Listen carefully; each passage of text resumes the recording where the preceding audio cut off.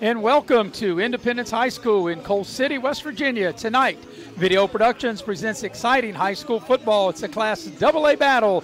Number 14, Scott, 1-1 against number 9, Independence, 2-1. Hello again, everybody. I'm Maris Lowry with Eric Thomas. The heavy hitter, Mr. Nick Eskins, producing and directing. The brains of the outfit, Faith Alexander on camera, and the stat genius, Chris Parrish, here tonight as we welcome you into the Dutch Miller Beckley Auto Mall pregame show. And Eric, once again, like the three previous weeks, a beautiful night for Friday Night Lights. Yeah, great night and a great contest tonight, Maris. This is going to be an exciting game. Prelude to the playoffs is what I think this is. Both of these teams with deep aspirations of making runs in the playoffs this fall. The crowd continuing to come in, and of course the home side is going to be packed. This is the first home game of Independence this year. They played their first 3 games on the road. As I stated earlier, Independence 2-1, Scott 1-1. Scott had a bye the first week of the season, and now they'll play 10 straight. Yeah, and Scott got off to an 0-1 start with a loss against Wayne, who is another top-tier AA school. So I think Scott's really wanting to get it going and try to get a statement win on the road here in Coal City. Yeah, as you talk about that game to Wayne, Scott lost it 26-6, but last week they bounced back in a big way. They shut out Sissonville 53-0. And the thing I can say about looking back on last week's win, Maris, they had 3 touchdown runs of over 30 yards. So it seems like they have offense with big play capabilities. So in 2 games, you're looking at Scott averaging 30 points a game. On the flip side, Independence, they're 2-1. They lost the first game in a tough one at Hoover. They lost that 37-30 in the game in which they led 30-15. Yeah, and in that game, they were able to put up some points on the road with this young quarterback coming in at the time. It was his first start in Brock Green, and he's really maturing each week, and he plays well above his freshman class. He plays like a seasoned veteran already. And you take a look at Independence, their last 2 games were victories. They took that long 4.5, 5-hour bus trip all the way to Brook in the Northern Panhandle, and they shut out Brook 20-0. And then last week, a big win, 41-14 at Summersville against Nicholas County. Yeah, and in Nicholas County, they got rolling on the ground as they churned up probably close to 300 yards as a team. I know Silas Nelson went well over 200 yards in that contest, and he's really adjusting, moving back into the backfield and being the key component of the offense. The crowd continuing to come in. This will be the first time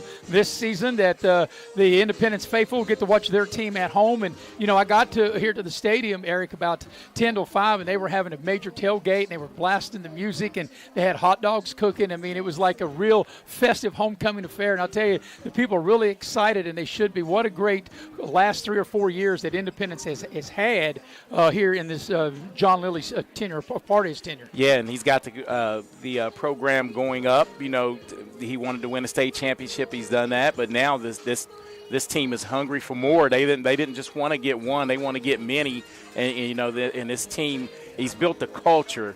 And I'm not saying that we didn't have a winning or Independence didn't have a winning culture, but he's really he set the bar real high, and all the young kids coming through the program want to attain that. Well, over the last 3 years since you and I have been doing video productions, this is our 4th year. You're looking at a state championship.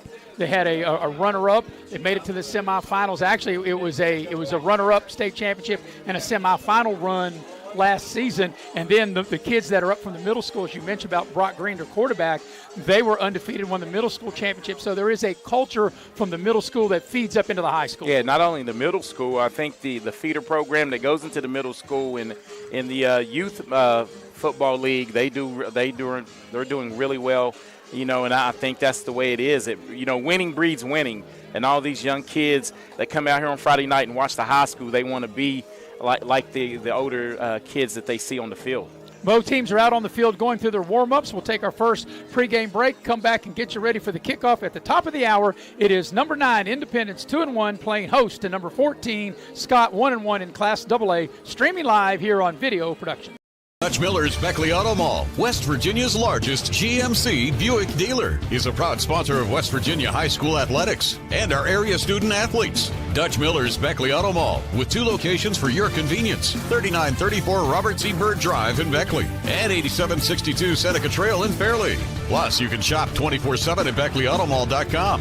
Dutch Miller's Beckley Auto Mall and West Virginia's student athletes. A winning combination. GMC, we are professional grade. Welcome, folks, to the most mouth-watering showdown on television, the Hangry Games Ultimate Snack-Off, right here at your local Little General store. As the snacks fly and the deli slices, remember, dear viewers, every item they're using can be found at your nearest Little General store, where creativity meets convenience. Keep your appetites brave and your snacks ready.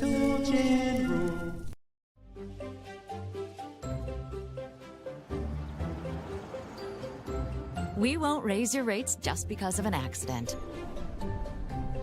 Sure, everyone thinks they're a good driver. But when an accident happens, with Allstate, you don't have to worry, even if it's your fault. It's called accident forgiveness, and it starts the day you sign up. You're in good hands with Allstate. City National Bank, where you can purchase or refinance your home with the no down payment Champion Mortgage. No down payment, no private mortgage insurance, no kidding. Visit your local branch to get started today. City National Bank, member FDIC, equal housing lender. To learn more, log on to mortgage.bankatcity.com. Take care of this by the end of the day. Sure, I'll take care of that. Done. It's that easy with compliance. Compliance. We've got your back office. If you need a lawyer, then you need a lawyer who's in it to win it. You need Hill, Peterson, Carper, B. & Ditzler. We have a track record of winning millions for our clients. At Hill, Peterson, Carper, B. & Ditzler, we're in it to win it.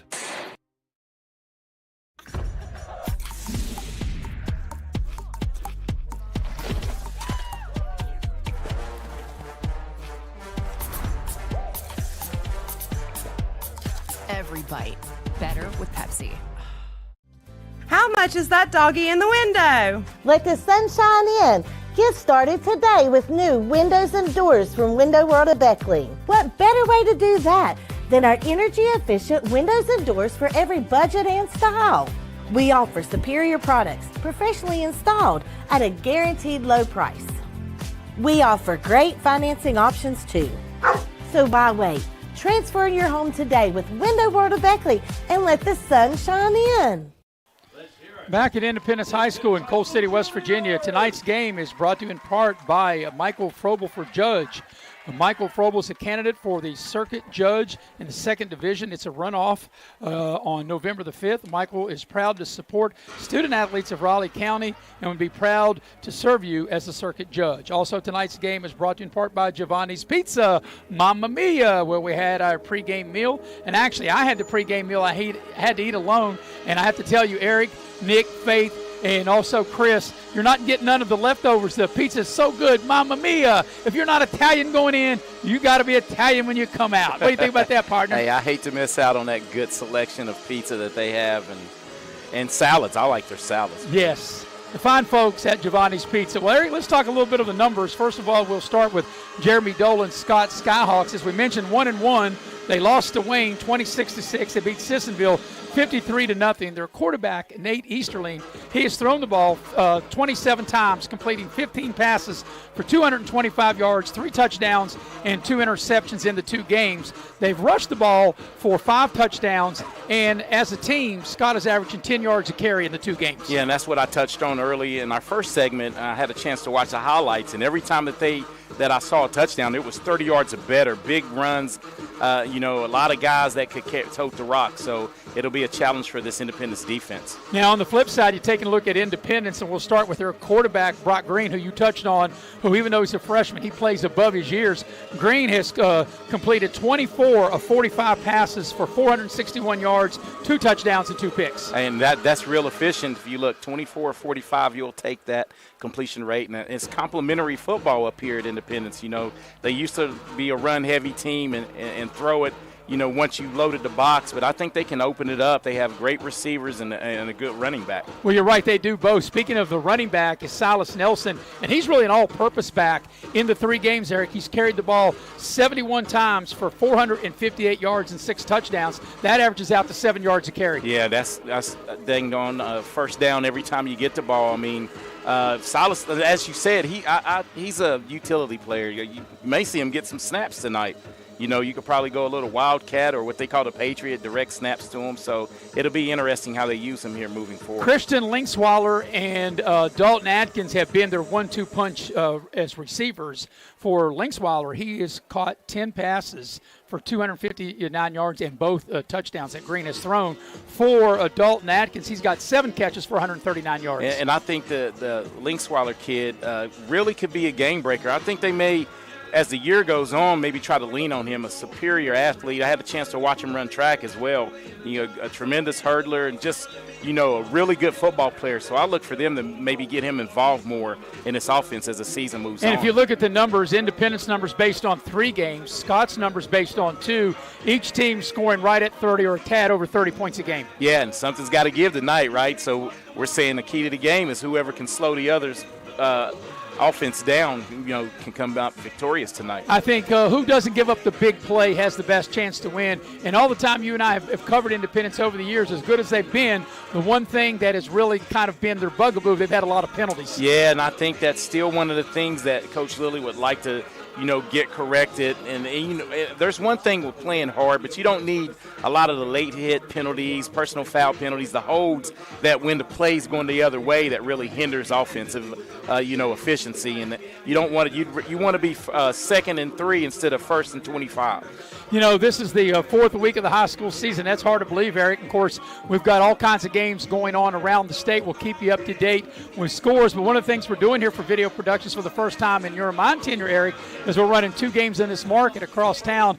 Bill O'Brien and Eric Dillon will have the Bluefield-Beckley game, and we'll be able to keep up on that. And, of course, next week Bluefield will be here at Independence, and you and I will have that. Yeah, that's what I was just thinking that when you said that, because I guess this is the Raleigh County portion of the Bluefield Beavers schedule as they make back-to-back trips into Raleigh County the next 2 weeks.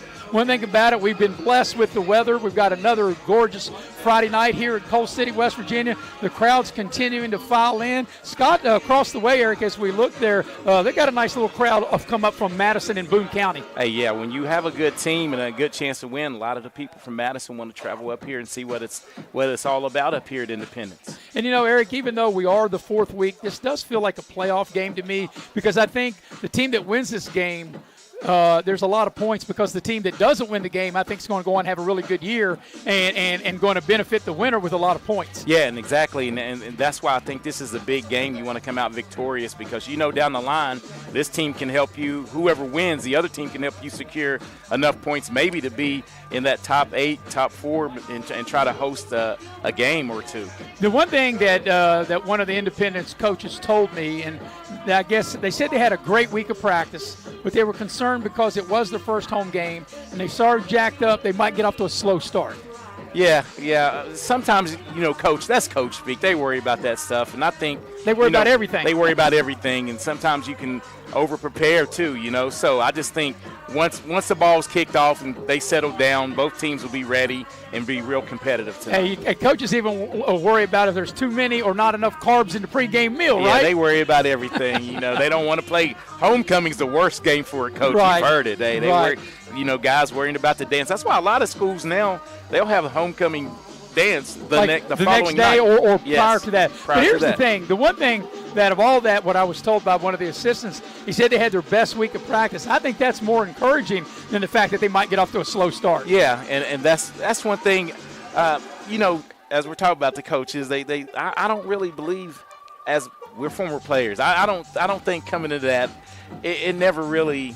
Here's what I think. Let's see if you agree. I think if you practice well, you have a tendency to play well. Yeah, and I think if he said he's had a good week of practice, I think that carries over. As is, if you got guys not practicing well, that translates the other way too. I don't think it matters whether it's the first game or at home or the last game at home. What you put on the practice field and what you did during the week is what usually happens on Friday night. I agree. I think if you practice sloppy, you're probably going to play sloppy. Yeah, and it's a carryover effect. Independence has left the field. They've gone back to the locker room. Scott's still out there. We're going to take our second break, and we'll get you ready for the kickoff at the top of the hour between Independence, the ranked number 9 in Class AA, 2-1 against number 14 Scott, 1-1. Streaming live here on Video Productions. Dutch Miller's Beckley Auto Mall, West Virginia's largest GMC Buick dealer, is a proud sponsor of West Virginia High School athletics and our area student athletes. Dutch Miller's Beckley Auto Mall, with 2 locations for your convenience, 3934 Robert C. Byrd Drive in Beckley and 8762 Seneca Trail in Fairleigh. Plus, you can shop 24/7 at BeckleyAutomall.com. Dutch Miller's Beckley Auto Mall and West Virginia's student athletes. A winning combination. GMC, we are professional grade. Here we grow again. Pioneer Community Bank is proud to offer a network of banks right here in our communities. By offering you more locations, Pioneer continues to meet all your banking needs where you are. Please stop by our New Harper Road location. We are truly investing in Southern West Virginia. Pioneer Community Bank. Friendly service, great products. Member FDIC, Equal Housing Lender.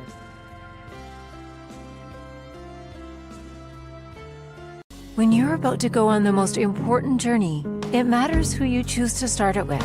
From your very first prenatal appointment, Access Health's dedicated team is here to support you with the latest technology and personalized care.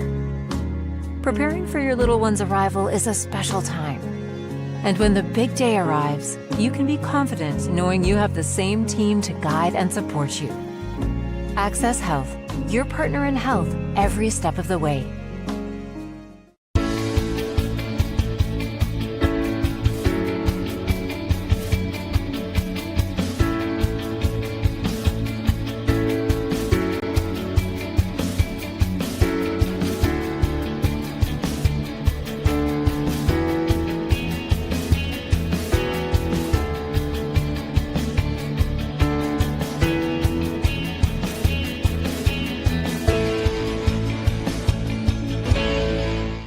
When you're in need of a plumber, you want someone that's going to treat you like family. Modley's Plumbing and Heating, a family-owned business since 1987, wants you to know our customers and employees are as important as family. Built by family to families, quality work is our hallmark at Modley's Plumbing and Heating. So the next time you're in need of a plumber, give Modley's Plumbing and Heating a call at 304-253-HELP. Help to Modley's means handling every little problem. You have a goal. You know what you want. Start with us, New River Community and Technical College, your community college. Take classes online or in a classroom in Beaver, Lewisburg, Summersville, or Princeton, or step outside the classroom in one of our technical or health programs. Find flexible and affordable options to help you reach your goal. It's closer than you think when you start with us, New River Community and Technical College. Apply today.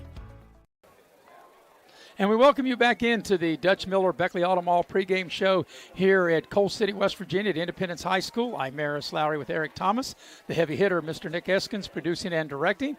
And we have the stat genius, Chris Farish, with us, and the brains of the outfit, Faith Alexander, on camera. Tonight's game is brought to you in part by State Farm Insurance. Like a good neighbor, State Farm is there. Your State Farm agent in Shady Springs, Scotty Brown. Doesn't matter where you live, he's located in Shady. Doesn't matter whether you're located in Shady or not, he can take care of you, and all you got to do is call him at 681-238-6130. Also, the game tonight is brought to you in part by Exit Elevation Realty, Aluka Richmond, the broker, 304-256-0101, or you can check them out on the web at wvexitelevation.com. Well, Eric, Independence has already gone to the locker room, and Scott is out on the field. They're getting ready to play the national anthem. So I'll tell you what we're going to do. We're going to go ahead and take our other pregame break while they're playing the anthem, come back and get you ready for the opening kickoff at the top of the hour between Independence and Scott here on Video Productions. Massey Power Sports is your one-stop off-road and tractor destination. We have an awesome selection of side-by-sides, ATVs, dirt bikes, tractors, and kid machines. Our machines come loaded with features the other brands don't have and will save you thousands of dollars versus the competition. Massey Power Sports offers the best prices, the best service, and the best warranties. Our locations in Beckley and Cross Lanes are here to serve you. Online at MasseyPowersports.com. Massey Power Sports. We power your work and your adventure. Don't drop the ball. Come see your hometown legends at the all-new Greenbrier Ford in Beckley. We won't be beat.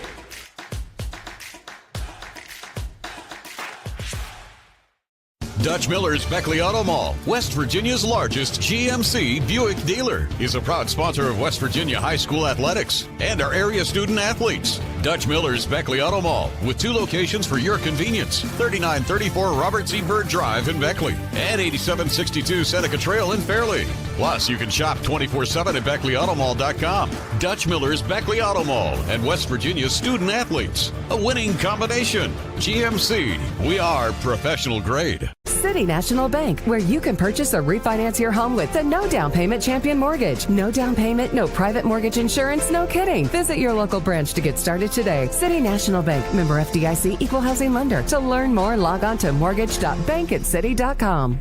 Welcome, folks, to the most mouth-watering showdown on television, the Hangry Games Ultimate Snack-Off, right here at your local Little General store. As the snacks fly and the deli slices, remember, dear viewers, every item they're using can be found at your nearest Little General store, where creativity meets convenience. Keep your appetites brave and your snacks ready. Take care of this by the end of the day. Sure, I'll take care of that. Done. It's that easy with compliance. Compliance. We've got your back office. It's 4th down. Seconds on the clock. He hands it off. Finds a hole in the middle. Clear.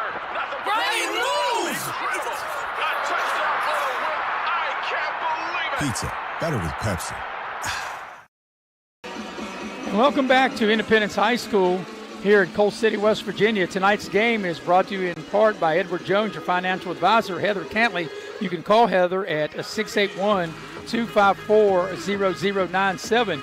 You've worked hard for your money, and now let your money work hard for you, as you can open up a traditional IRA or a Roth RIA. Once again, just dial up Heather Cantley at 681-254-0097. Also, the game tonight brought to you in part by Infinity Coal Company.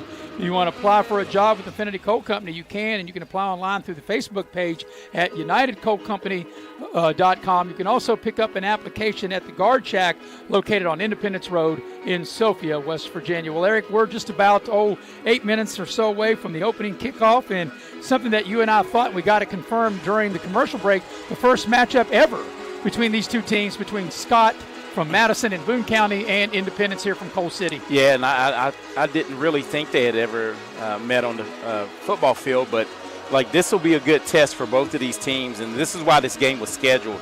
Usually when you schedule this game, Scott wants to see how it measures up to Independence, and vice versa. Both of these teams expect to be in the playoffs, so I feel that this is why this game was scheduled. Yeah, and I think you'll start seeing that in a lot of classes. Teams want to play teams that are traditional playoff caliber clubs, and like you mentioned, both of these teams have been in the postseason. Yeah, and especially something with Independence starting to mix in a few younger kids. You want to get that. You want them to know what it's like to play at that high level, playoff level, so this is a good test for both teams. Things just got better in the press box because Maddie Belcher's here. So it's always good. Now it just got better. And we appreciate Maddie being with us here tonight, and she's going to help produce and direct as we're moments away from getting the game started. The crowd, I think, is really going to be at fever pitch. Like I said, it's the first home game for Independence. They played their first 3 games on the road, and for a lot of these fans, no way to be able to see their beloved Patriots. And now for the first time in the 2024 season, as we can look to our left, Eric, and Independence ready to make their way out onto the field. And you know one thing about the games here now up here at Independence, they're real electric. The crowd is really in tune with the football team, and just a real good venue to come and play, watch a game, play in it. I'm sure Scott appreciates this atmosphere as well. I said earlier I wasn't going to touch on this one nugget, but I got to, and I hope this is not an announcer's jinx. And I think you and I talked about this earlier in the week, and I spoke to some of the coaches of Independence and some of the fans when I first got here. But this is our 4th year, you and I doing video productions. This is our first game for Independence in our 4th year. And since we've been doing video productions, you and I have never seen Independence lose. Yeah, never saw them lose. So home or away. Home or away. Every game that we've had a chance to broadcast has been a victory. So if they win tonight, I guess they'll always want us back, and if they don't, maybe they won't never have us back. We hope not. We hope not. Yeah, I don't think they're quite that superstitious. Some coaches are, but I don't think these coaches are. Yeah, they might say don't wear that Notre Dame shirt again or something like that, but they'll invite us back. Well, I got my crucifix on, so maybe that ought to be worth something as Independence is set to take the field.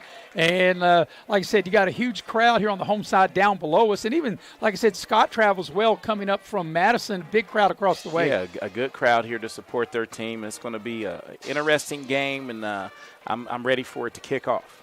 Yep, everybody getting settled in, and we're about 4 minutes away from the opening kickoff. Is everybody out with their phones and their cameras, their cameras on their phone, ready to take a picture as Independence is ready to come through. Their cheerleaders holding up a sign there, and all I can see is something about Angry Birds. Well, because the Skyhawks. Yeah, so Skyhawks. Yep, it's like it says there's going to be some Angry Birds tonight. So, and here comes Independence out onto the field. They'll be wearing their gray uniforms tonight. The white helmet as they're down below us. The Patriots making their way under the head coach of John Lilly. Like I said, they've had a great run over the last 3 years. Runner-up in 2021, state champions in 22, semifinalist team a year ago. Yeah, and they have a bad taste in their mouth, Independence, because I think they thought that team would go a little further last year, and now they're back to try to really get back to that state championship game. So waiting for Scott to make their entrance onto the field. They'll come just to the right of us, and here they come with gold helmets trimmed in white and black as the Skyhawks, I'll get it out, make their way across the way as over to their home fan and their bench across the way. Yeah, I actually think that's just the captains coming out for the toss, the coin toss. Yeah, well, here comes a few coaches. That's one thing. There's definitely a lot of gold and black over there across the way as the coaches get ready to make their way out with the rest of the team. And as you mentioned, we'll have the captains that will meet in the center of the field for the toss of the coin. And one thing I've always said, and I really like it, these 7 o'clock kickoffs. I love 7 o'clock kickoffs. I love it. It's really good. For the travel for teams, too, as well. I know a lot of teams, you have to do the 7:30 kick because it's so hard to get a bus, to get to the facilities. As the captains meet, as you mentioned, most teams, most of, I guess, are here kicking at 7. But the other game that we're doing on video productions in Raleigh County is across town. Bill O'Brien and Eric Dillon have that game, Beckley and Bluefield, and that game will kick off at 7:30. You and I were at Beckley last week, and it was a 7:30 kickoff. Here comes the rest of the Scott team. The captains are out on the center of the field with the officials. And by the way, Eric, I told the officials, I said, I'm not sure if they're following us or we're following them, but we have the same crew that we had last Friday in Beckley. Yeah, well, a good veteran crew then here. Same crew minus one. Minus one. Yes, Timmy Justice will not be with this crew tonight. Other duties, I'm told. Yeah, I know where he's at. You know where he is, other duties. I know where he's at. All right, we're waiting for the toss of the coin. And let's see, Independence has won the toss. And they don't defer. They want the ball, so Independence will receive. But, Eric, I think when you're putting up 30 points a game, that's probably what you want to do. You want to get your offense out on the field. Yeah, get out, set a tone, and try to play from ahead, to get that home crowd into it and keep them engaged. So Independence 2-1 wins over Brooke and Nicholas County in weeks 2 and 3 after losing to Hoover in week 1. And Scott is 1-1. They had a bye week in the opening week, and then their first game 2 weeks ago they lost to Wayne, and then last week they beat Sissonville. So we're moments away from getting the game kicked off. Each team getting their final instructions. Now, Scott is going to the far side. They're on the far side 40 toward our left, but they've really got to come back the other way because, according to the officials, Independence is going to be going left to right. Yeah, as he turned them around, it seems that way. We'll see how it shakes out here. Yeah, the officials taking the ball to the 40, the right of your screen. And like I said, the teams are getting their final instructions from their coach. Moments away from getting the ball game started here tonight. Glad you're with us here on Video Productions. We're just a minute till 7, so we actually wait till right at 7 o'clock to put it on the tee. Crowd continuing to file in. And, Eric, as I look out the press box window, there's not very many vacant seats down here on the home side. Yeah, no, this crowd has really been awaiting this first home game and to really lay eyes in person on this Independence football team. That's what winning does. What winning does is put people in the seats. We got our full crew here. I'm Maris Lowry with Eric Thomas. The heavy hitter, Mr. Nick Eskins, producing. Maddie Belcher will also help produce and direct. We have the brains of the outfit, Faith Alexander, and the stat genius, Chris Farish, here. So Independence will be receiving the opening kickoff, and going back will be Brady Rose on the near side, and on the far side will be Silas Nelson, as Scott will get it teed up. And for Scott, getting it teed up, Tucker Breedlove, the junior kicker, has got it teed up about equal between the hashes. And we're moments away from getting the ball game started between number 9 Independence and number 14 Scott in Class AA.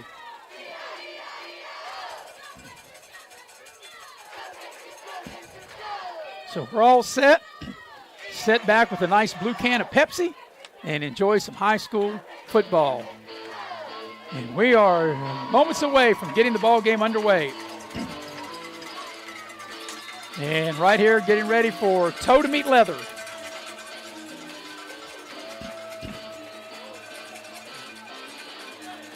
And tonight's game is underway. It'll be returnable here to the near side. The ball is fumbled and then picked up. Good running room across the 30. And a good return over the 35. Nice return by Brady Rose. And Independence will have good field position for the first possession of the ball game. Yeah, Brady Rose didn't catch that clean, excuse me, and was able to get a good return, though. You know, usually sometimes when you don't catch a kick clean, I think the kicking team tends to slow up a little bit, and he had a few running lanes right there. I thought he might break that one. So 1st and 10 Independence on their own 37. The quarterback is Brock Green. As I mentioned, 24 of 45 passing in 3 games, 461 yards, 2 touchdowns, 2 picks. They run from the gun. They'll hand the ball to Nelson, trying to get to the edge. They force him long ways. A good job by the Scott defense, and that'll go for a loss. Well, based off that first defensive front and formation, you see what Scott's game plan early is. They're going to play probably a little press coverage on the outside and load the box, and they're really, really going to try to force Independence to put it in the air early. So Nelson, who was averaging 7 yards a carry, lose 2 on the game's first play, 2nd and 12 for Independence. Green will hand it off up inside. Not much running room there, and that will go for another loss. Bring up 3rd down. And that's what you want defensively. Your first 2 plays on the road, really shutting down Independence's offense and putting them in a long down and distance. Yeah, third down. 3rd and 13 from their own 34-yard line. 2 runs and 2 losses on the play. So let's see if Independence will air this one out. Looks like they're really going to go empty in the backfield. They're going to run trips here to the lower part of the screen. Green takes the snap to throw, has time. Now the pressure comes. He's in trouble, and down he goes. So Scott, on the first 3 plays of the game, sends Independence in the wrong direction. And I'll say, of all the games that we've done with Independence, I don't think I've seen 3 negative plays in a row as we just saw in that opening series. And Scott Skyhawks is cooking right now with that defensive stand early in the first quarter. Yeah, got to give Scott some momentum, a 3 and out as they push Independence back to the 25 and bring up 4th down. It's punt time, and Scott, if they handle the punt, should get really good field position. Here's the punt. It's going to be a short kick, and it's going to be fielded on Independence's side of the field, and it'll be Scott with excellent field position at the Independence 47. Yeah, that was Isaiah Bush coming up to receive that one. That was kind of dangerous the way he came up, but he saved them a lot of yards right there as they will will start on Independence side of the field at the 49 or 48. Yeah, they'll put it down at the 48-yard line. So it'll be 1st and 10 for Scott. They'll have the ball at the Independence 48. The quarterback is Nate Easterling. He'll run from the shotgun. Takes the snap. It's a running play up inside, and Independence is tough as they might get a yard. They give the ball to Suffin, Caden Suffin, and he gets maybe a yard. Yeah, and that Independence linebacking core in that front four really got some penetration, but Scott was able to at least pick up 1 yard, one positive yard on that first play. So it's a yard gain. It'll be 2nd and 9 for Scott. The ball at the Independence 47-yard line. Beautiful night here in Coal City. Glad you're with us here on Video Productions. Independence had the ball first. They went 3 and out. First possession of the game here now for Scott. Here's Easterling on 2nd and 9. Independence may have jumped, but they didn't cross the neutral zone. It's going to be a running play to Suffin off the right side. Not much running room there, and Independence stacks him up for no gain. Yeah, the Independence defensive front, really winning the line of scrimmage on that particular play and able to hold them to 0 yards. So it'll be 3rd and 9. So 3rd and 9 coming up for the Scott Skyhawks. Ball at the Independence 47-yard line. And let's see what the Skyhawks will dial up as we hear the bell for 3rd down. Easterling from the gun. Takes the snap. Going to throw short a slant. That could be pass interference, and it is. That's an easy play to call. And even though the flags came late, the receiver never had a chance. Yeah, it was on Christian Linkswaller. He did a good job of getting to the ball, but he hooked him with the left arm. We watched the replay on the slant. And, yeah, he was all over him before the ball got there. That's an easy play to call, and that's going to be a pass interference, and that'll keep the drive alive for Scott. There's something I saw that Scott noticed right there. I don't think they were in man coverage on the outside. So how do you beat man coverage? A quick post or slant on the inside, and that's the way to beat it. And that was a good play call, and they got the result. So the penalty takes the ball all the way down to the 32-yard line of Independence and a new package of downs. 1st and 10 for the Skyhawks. Be a running play, and Independence is up to the task. That's going to lose a couple yards. And that's one thing we've seen. Both teams have had a hard time running against the other's team up front. Yeah, tough sledding on the ground as Miles Greenway right there was made the initial contact in the backfield, and, just not much to get to gain here on the ground early. Actually, that's a loss back to the 34-yard line. It'll bring up 2nd and 12 for Scott at the Patriot 34-yard line.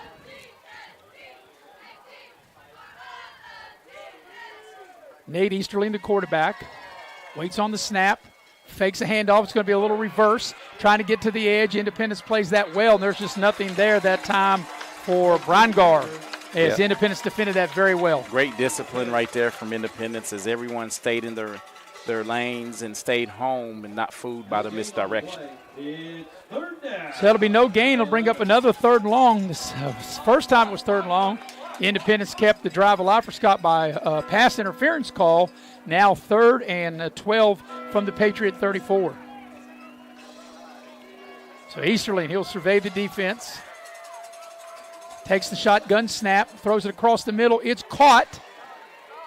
And there's a tackle, or able to break a tackle and get a first down and get out of bounds down inside the 20-yard line. And once again, that's Carson Bangar able to haul that in and pick up a first down. Yeah, Carson Brenniger. I beg your pardon. He was tackled short of the first down, but able to spin out of the Independence defensive player's grasp and a much-needed first down. And now right now, Scott's playing with a lot of confidence offensively. So at the Independence 18, another package down for Scott.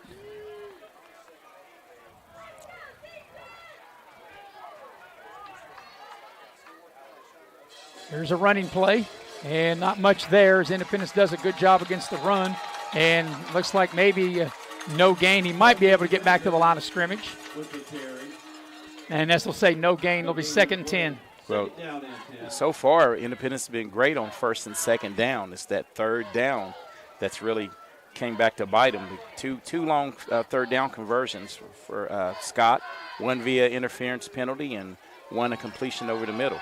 Here's 2nd and 10 at the Patriot 18. Easterling takes the snap, will keep it himself, try to follow. He's blocking up inside, a very short gain, maybe a yard, and that's about it. So neither team, Eric, has had any success running. Scott has had success putting the ball in the air. And it'll bring 3rd and 9.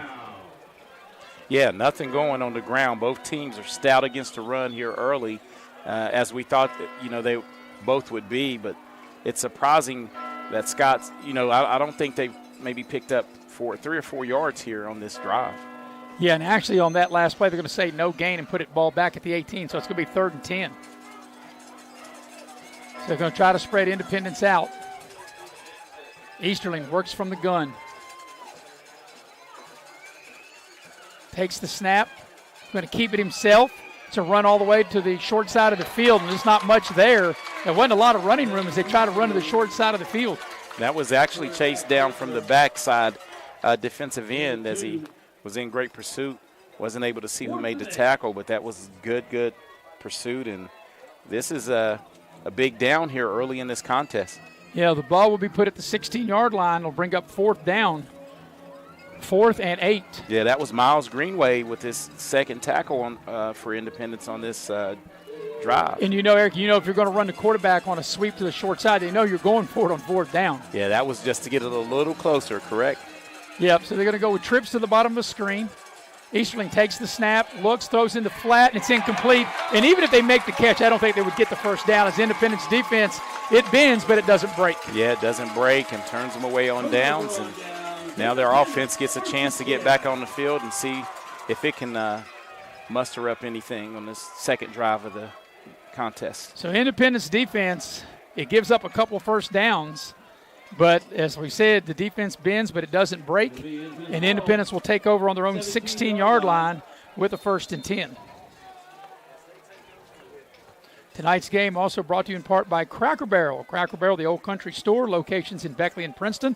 Love me some Cracker Barrel. 1st and 10 Independence will have the ball on their own 16-yard line. Brock Green up into the shotgun, takes the snap, looks to throw, has time, going deep, got a man out there, and it's overthrown. And there's a penalty flag. Yep. As that's a good call because Caden Sharps, the defender for Scott, I think he impeded the progress of the receiver. And definitely interference in that. As the safety, you don't want anyone as deep as you, and I think he's getting some instructions from his coach.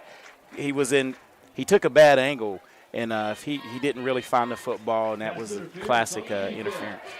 So that'll be a 15-yard penalty. They'll take it from the previous line of scrimmage, the 16-yard line. As they mark off the 15, the ball will come out to the 31, and it'll be 1st down for Independence on their own 31 after the penalty. So they've got 2 receivers here to the bottom of the screen out wide.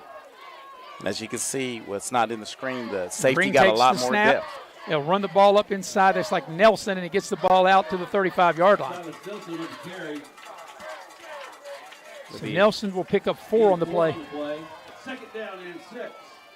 Tough sledding in between the tackles for both of these teams. So, but at least so far in 2 plays, Independence has had positive plays where they didn't, and there's now an injured Independence player. Yeah, he was trying to get off the field, so they told him just to go down so we can get that official timeout. While we got a minute, we want to tell you about Leisure Lanes. Leisure Lanes has futuristic bowling every Friday and Saturday night, 10 o'clock to midnight. Music, glowing lanes, light show, fog, door prizes, just $15 a person. And it includes 2 hours of unlimited bowling and rental shoes. To make reservations, you can dial them up at 304-253-7328. Also, I want to tell you about the good folks of Giovanni's Pizza. Mamma mia! You may not be Italian going in, but you'll be Italian coming out.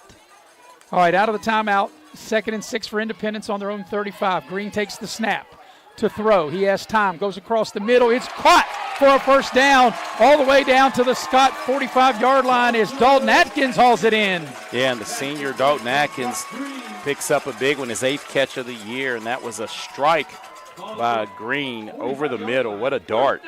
A 20-yard completion, 1st and 10 Independence at the Scott 45. And now the officials are blowing it dead at officials' time. Not sure what we got. whatever it is. Looks to be okay now. Maybe the play clock wasn't set correctly. Yeah. So there we go. We'll wind the game clock and the play clock. 1st and 10 Independence at the Scott 45. Green takes the handoff, or actually gives the handoff to Nelson. He falls forward for a couple. Looks to be at the 43-yard line, and a late flag comes in. Independence are saying it's going to go against Scott. We'll wait and see. That's going to be a big 15-yarder, dead ball personal foul. So the officials will talk. It was a 2-yard gain from Nelson. Silas Nelson on the carry, waiting for the call. Yeah, we saw it on the replay there. Just a little extracurricular activity. There it is, dead ball, personal foul on Scott. They'll tack 15 as we watch the end of the play there. And they'll tack 15 onto the end of the run. And it'll be a new package down for the Patriots.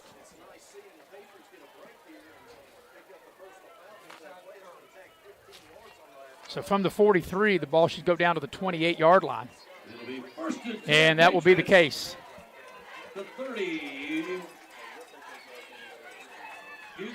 To the 28-yard line, 1st and 10 Independence. So Brock Green from the shotgun. Surveys the defense, takes the snap. Hands off, up inside, not much sledding there. Scott has shown already how tough they can be when the ball is, they try to run the ball right up the middle there.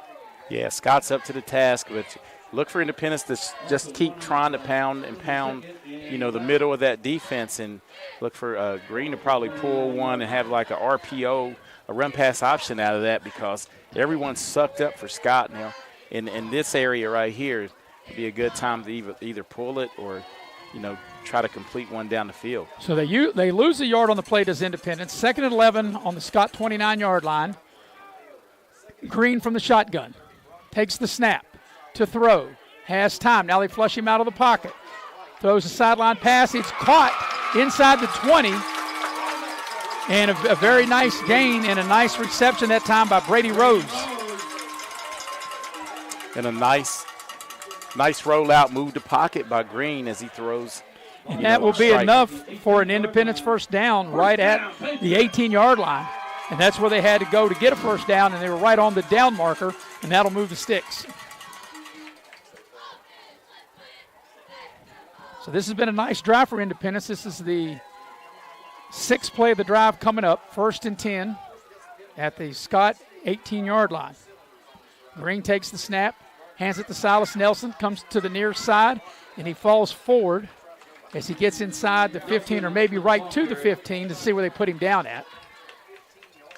Looks like they're going to put him down inside the 15, put him at the 14, and give him a 4-yard gain. Yeah, and right now Independence just really doing what they want to in the passing game, and Nelson's complimentary getting 4 yards a carry. Green to throw. Across the middle. Got a man wide open. It's caught. Touchdown, Independence. That's a nice play as Green able to roll, and he found the receiver up the seam. Yeah, Dalton Atkins able to get open over the middle. Dalton Atkins, who had 7 receptions coming into the game. That's his first touchdown on the season. And the 3rd touchdown pass by Brock Green, a strike right there of 14 yards, and that was a 7-play, 84-yard touchdown drive that was helped out by 2 15-yard penalties by Scott. 2 big penalties, 30 yards in penalties, but what a strike. Micah Cuthbert punches the extra point through for the Patriots. The point after is good.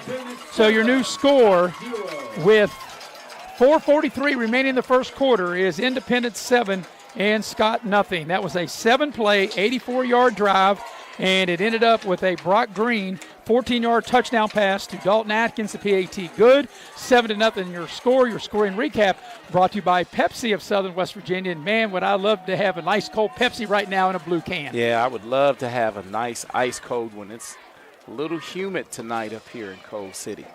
So after Independence went 3 and out on their first possession, Eric, they had a nice drive, and like we talked about, that drive was aided by 2 15-yard penalties by Scott, but nonetheless, Independence able to find the end zone. Hey, able to capitalize off the penalties and stick one in and get that momentum back that I thought Scott had seized a little bit with that first 3 and out they created, but Independence has the momentum on their side now. Tonight's game is brought to you by Michael Frobel, candidate for circuit judge in the 2nd Division. Michael is proud to support student athletes of Raleigh County. Would love to be able to serve you as the circuit judge. He's in a runoff election on November the 5th. So here's Scott to get the ball for the second time tonight. 7-0 Independence leads. The Patriots have it teed up on the far side hash. And here comes the kick. It's a short one here to the near side. It's fumbled, but it'll be returnable. And the fumble, I think, just really kind of messed that up for Scott as they do get the ball back out to the 26-yard line, as that was one of the deep backs here on the near side. Yeah, good directional kick right there by Cuthbert, able to pin him towards the sideline, and good coverage, kick coverage here. As I think it'll be at the 26-yard line. Yep, spotted at the 26. So 1st and 10 for Scott. As here comes Easterling, the quarterback, out of the shotgun. They're in the pistol set. And run the ball straight ahead, and there's not much there. Fennessy, and he's really a yard. That's about it. They might give him 2 on the play. They'll give him out to the 28 and give him 2, make it 2nd down and 8. That's one thing, Eric, we've seen on both sides. It's been hard sledding trying to run between the tackles. Hey, the linebackers are playing well, and both teams playing to run well. And, you know, Scott entered the game through their first 2 games. They were averaging 10 yards a carry, but a little bit different defense they're facing tonight. Yeah, this is a different beast, and I think they'll just have to make a few adjustments, Scott. I think they're going to have to try to, to pass it a little bit on the outside. Easterling wakes on the shotgun snap. It's going to be a running play to the near side. Not much running room there. It's going to be a hold. And there's a flag on the play. Is able to cross the 30. And let's see what the penalty is going to be. As you mentioned, Eric, it might be a hold. Yeah, if we can see a hold right here at the point of attack on the edge. Right there? Yes. Yep. And so right now, and we talked about this in the pregame show, Eric, we talked about, teams making penalties, and right now Scott has done that in this first quarter. Yeah, and that's a third big one of the quarter. Changing field position. The 2 aided Independence, on that last drive. So now they're shooting themselves in the foot, that being Scott with that big hold on that play. So the holding penalty will take the ball back to the 18-yard line.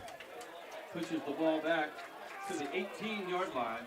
And it'll be 2nd and 18. 2nd down and 22.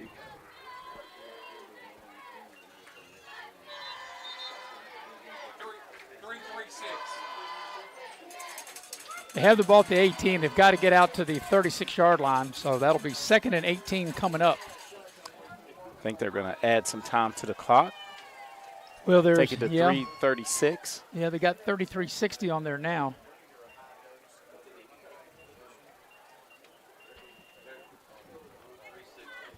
So I'm not sure. We might have now they got 3. There shouldn't be no 3:60. We have the retired scoreboard keeper coming up to straighten it out. 3:36 is where we're at. And it'll be a 2nd down play.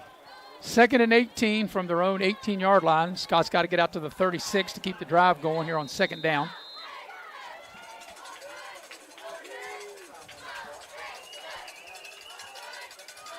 They're going to run the ball here to the near side, and running the ball that time is David Fennessy, and Fennessy a minimal gain. And that will be probably their biggest run from scrimmage, though, on that play. Ball out to the 23-yard line. Yeah, that was a 5-yard gain. So they're going to need 13 yards to try to keep this drive alive. 3rd and 13 from their own 23-yard line. As we're about to go under 3 minutes remaining here in the first quarter.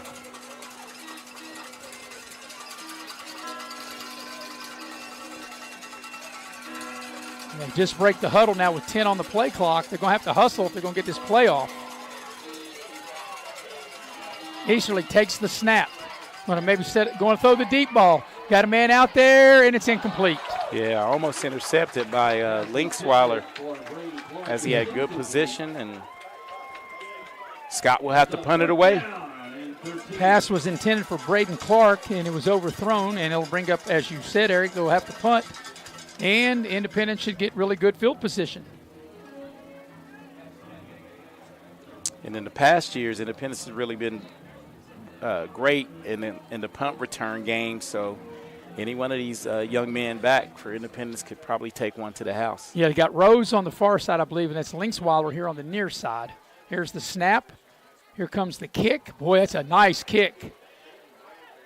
It's fielded there inside the 40. There's some running room on the far side and tripped up just shy of midfield. A nice return. Independence will have great field position to start this drive. Yeah, Carter McClung was able to get down in coverage and trip up Rose, and that was, excuse me, that was Bradbury maybe. Yeah. I thought it was Rose, but it was Bradbury. He was 21. Yes. So the ball's on the 49-yard line with the first down for Independence. So 1st and 10 for the Patriots on their own 49-yard line, leading already the ball game 7-0. Independence, their last possession, they went 84 yards in 7 plays, got a Brock Green, his 3rd touchdown pass of the season, as he was able to find Dalton Atkins for the score. Atkins, his first receiving touchdown of this 2024 campaign. Green takes the snap, running play, couple of yards, as that is Silas Nelson crossing midfield into Scott territory at the Scott 49-yard line. Yeah, Scott not having too much trouble right now corralling Nelson in the running game, but where they've had their problems is the passing game of Independence really opening things up. So it'll be 2nd and 8 coming up for Independence. We'll get you up to date with some scores as soon as they start to come in. Eric, it looks like about half the state starts at 7, half starts at 7:30. 2nd and 8, Green takes the snap to throw. They flush him out of the pocket. Flag might be holding. Green's going to run. They run him out of bounds on the far side in front of the Scott bench, shy of the 45, but we might have a hold as the flag came right behind Green in the backfield. Yeah, and it looked just as Green broke the pocket, it looked like a hold, but yeah. I was waiting on the end of the play. Scott got real close to a personal foul on that sideline, being a little aggressive. So just like what you and I talked about in one of our segments in the pregame show, penalties, and we've had our share of them here in the first quarter, yeah. Not just penalties, but big penalties. Yeah, and at key moments, and that was, a big hold, and that's going to put Independence in the hold. So there's the call by the official, the white cap, holding on Independence. That'll take the ball back to their own 41-yard line. The down will remain the same. It's 2nd down. So they're on their own 41. They can pick up a first down at the Scott 41. 2nd down and about 18. So they're going to go empty. Green waits on the snap, gets the snap. Going to throw a slant. It's caught to Nelson. He breaks the tackle at midfield and falls forward and has got a nice gain as he gets the ball down to the 42-yard line, very close to a first down. He's just about a yard short and make it 3rd and 1 coming up. 18 yards. It'll be 3rd down and 1. Well, I think this is definitely 2-down territory for this Patriots offense. And that was a nice play, a nice thrown ball by Green, and, Nelson able to find an opening there and then able to pick up yards after the catch. So from the Scott 42 on 3rd and 1, this time Green goes under center. He'll sneak it. They'll move the pile, and that'll be an Independence first down to the 40-yard line. So 1st and 10 Patriots at the Skyhawk 40. And the clock is continuing to run, and everybody's saying, wait a minute, you got a clock issue. So I'm not really sure how much time should be back on the clock. But maybe take it back to 46 seconds. It's 26 seconds now. The ball's at the 40. A new package down. 1st and 10 for Independence. Patriots lead in the game 7-0. Independence, the last time they had the ball, they went 84 yards in 7 plays. Got a Brock Green touchdown pass to Dalton Atkins. That was Green's third passing touchdown of the season. Dalton Atkins' first touchdown reception of the year. So they put to 40 seconds is what we have on the clock now. It's a 1st and 10 Independence, and the ball is at the Scott 40-yard line. So here's Green from the shotgun. Takes the snap. Has time. Goes down the middle of the field, and it's almost intercepted and should have been picked off, as that time getting their hands on the ball that time was Carter McClung, but he couldn't hang on. Yeah, got a little greedy down the middle of the field right there. Got to get a little more air under that if you're going to throw it over the middle like that. So the clock will stop on the incompletion. 26 seconds left in the opening quarter, and Independence on the move. 2nd and 10 at the Scott 40.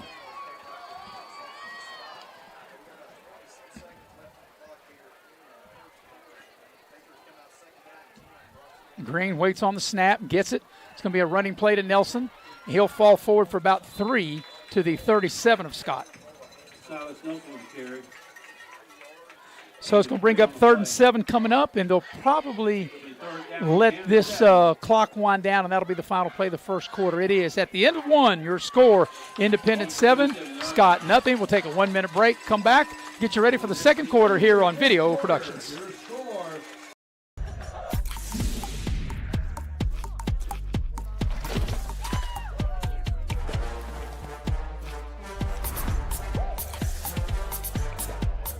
Every bite better with Pepsi. If you need a lawyer, then you need a lawyer who's in it to win it. You need Hill, Peterson, Carper, B. & Ditzler. We have a track record of winning millions for our clients. At Hill, Peterson, Carper, B. & Ditzler, we're in it to win it. When you're in need of a plumber, you want someone that's going to treat you like family. Modley's Plumbing and Heating, a family-owned business since 1987, wants you to know our customers and employees are as important as family. Built by family to families, quality work is our hallmark at Modley's Plumbing and Heating. So the next time you're in need of a plumber, give Modley's Plumbing and Heating a call at 304-253-HELP. Help to Modley's means handling every little problem. Tonight's game is brought to you in part by Exit Elevation Realty. Luke Richmond is the broker. You can call him up at 304-256-0101. Also, tonight's game is brought to you in part by Edward Jones, your financial advisor. Heather Cantley, you can dial her up at 681-254-0097. Here's Green to throw.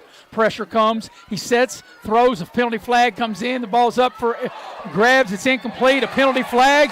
So we're going to have pass interference on one end, and I'm not sure what the penalty is going to be back on the other end. I don't know if it's double penalties on Scott. Maybe. Could be I'm not sure. We might have roughing the passer. I'm not sure. Definitely pass interference as we watch the replay.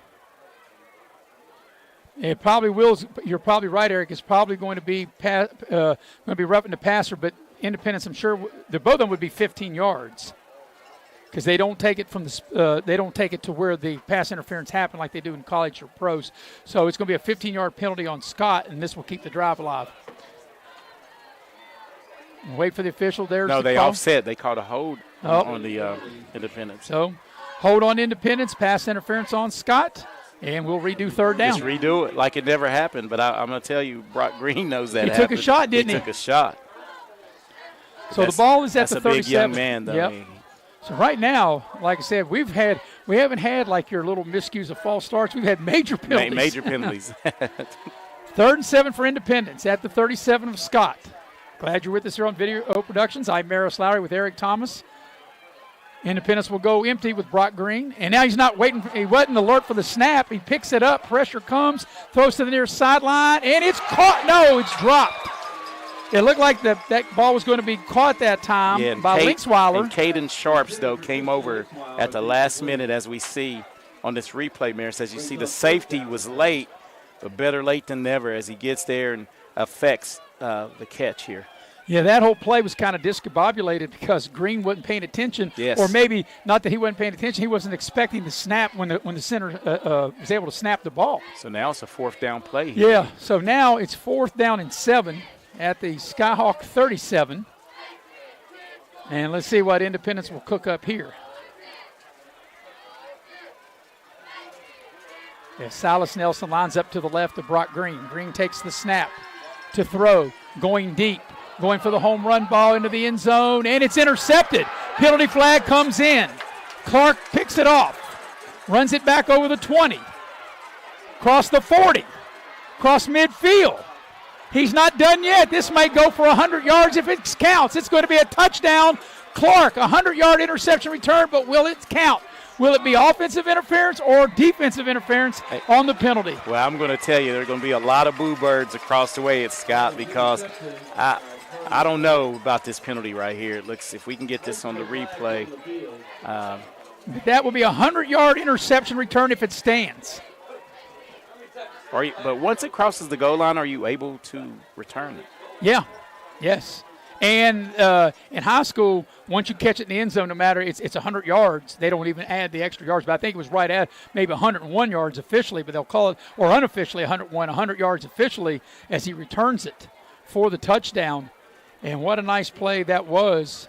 I said Clark, I beg your pardon, it's Carter McClung. Yeah, McClung there. So Carter McClung on a tremendous interception return, and now we'll wait and see what the call is going to be. This is a huge call. Because a flag came in as the ball was being thrown in the end zone, and it's going to be pass interference one way or the other.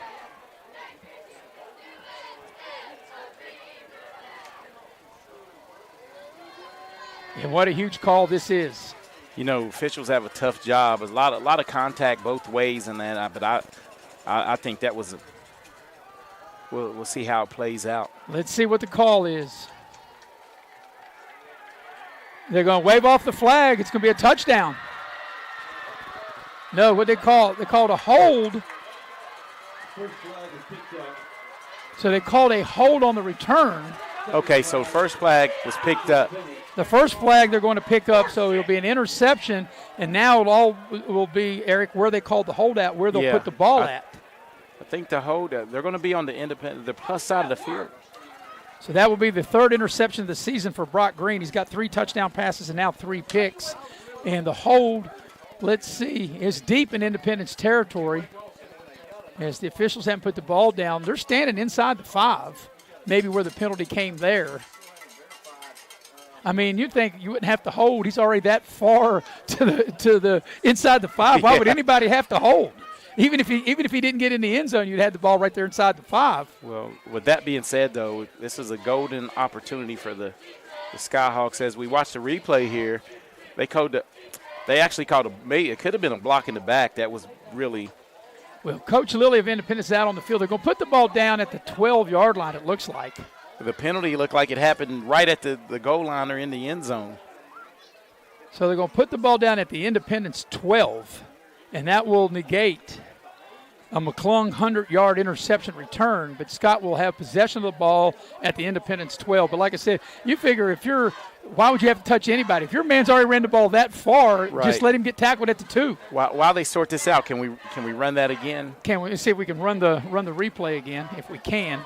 That was a tremendous play. See, he's about 2 yards deep in the end zone. There's a flag. They ended up picking that up. Right. So right here at the very end of the run, Maris, you can see a block in the back, hold, whatever they call it, right at the goal line, which was okay. So from the 12 is where the ball is spotted down with the first down for Scott. They'll run out of the pistol set. It'll be a running play. Fennessy up the middle and gets the ball about the 10, maybe the 8. Good gain, good hard running that time by Fennessy, the back, and they're going to move the ball. Let's see where they're going to put the ball down at.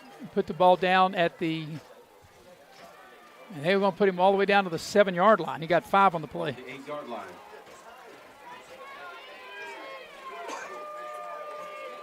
So from the 7, it'll be second down. They can pick a first down at the 2. They need 5. They're going to throw the ball. Easterling looks, goes to the back of the end zone, caught for the touchdown. And I'm looking around. I don't see any laundry on the field. That's a touchdown as Clark hauls it in. Yeah, the safety for Independence got caught looking in right there, vacated the middle of the field, and Scott able to capitalize on the turnover. So after the interception, that was intercepted in the Independence end zone and returned all the way to the 2-yard line and then a penalty, Scott only needs 2 plays to go 12 yards. They get a 7-yard touchdown pass from Easterly to Clark, and now Scott is an extra point away from tying the game.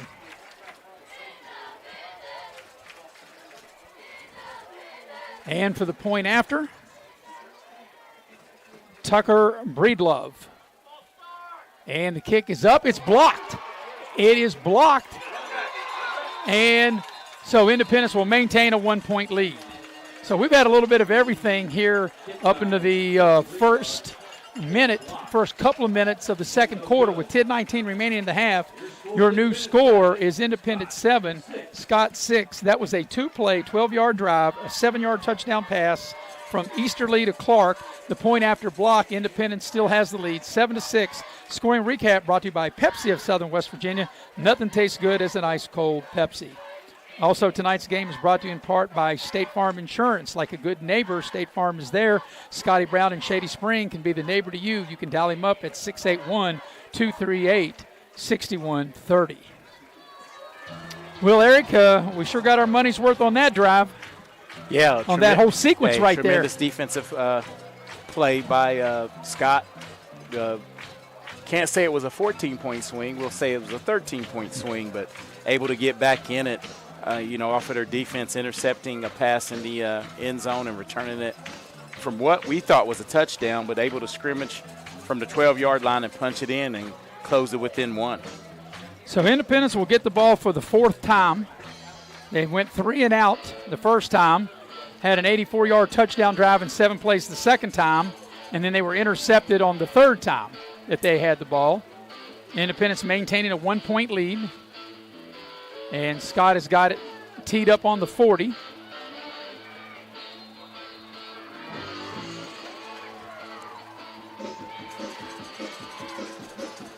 And here comes the Skyhawk kickoff. It's going to be right down the middle. This will be returnable from the 15. Nice return. There's a gap across the 40. Cross midfield. One man to beat. The near sideline. And it is a touchdown. A kickoff return for Brady Rhodes. He caught it on the 15. An 85-yard kickoff return. And Independence, with their big play capability, able to strike on the return. Yeah, just what the doctor ordered right there. As Rhodes, as we see this, was patient, had a nice running lane, and then once he got out in the open field, it was a foot race that was won easily by Rhodes. 85-yard kickoff return by Brady Rose, and now Independence, they will go for the extra point from placement as Cubbert will try to tack on the 14th point. The snap is down, the hold is good, and the kick is also good. So just like that, don't blink your eyes. With 10:06 remaining in the first half, Independence extends their lead to 14-6 on an 85-yard kickoff return by Brady Rose. The scoring recap brought to you by Pepsi of Southern West Virginia. Nothing tastes good right now as an ice-cold Pepsi. And, Eric, you got to love that when you can be able to score on special teams. Yes.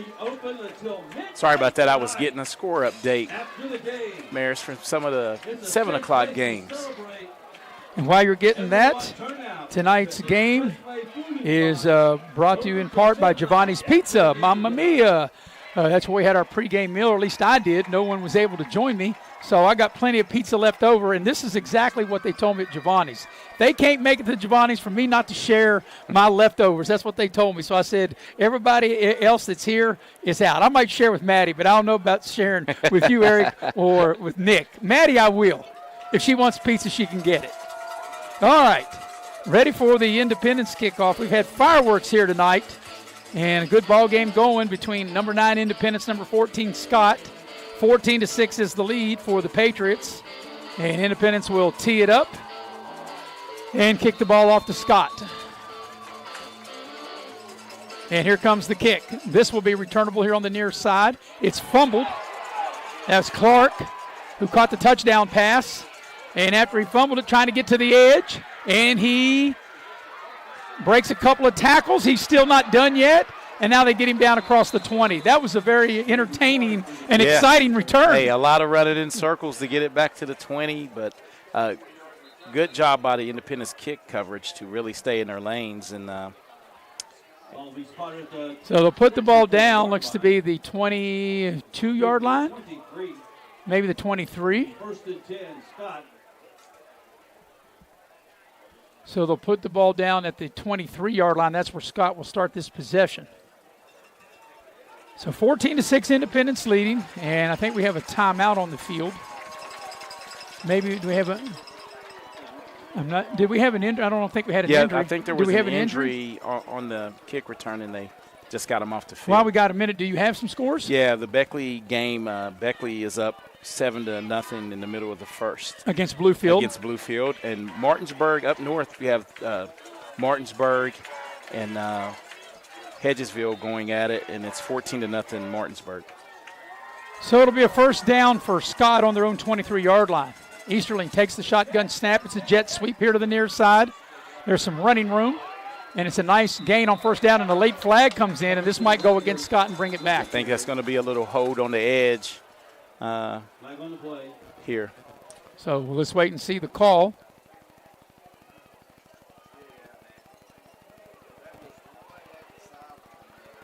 And it will be a penalty against Scott, trying to run the jet sweep there.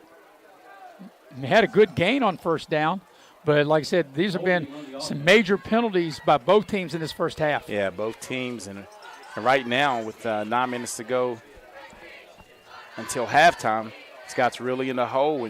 And after that momentum shift with the kick return, you at least want to try to get a couple first downs and flip the field if you're Scott. Ball goes back to the 17-yard line. It's a first down. First and 15. Here's a pass play, a slant, and it's dropped.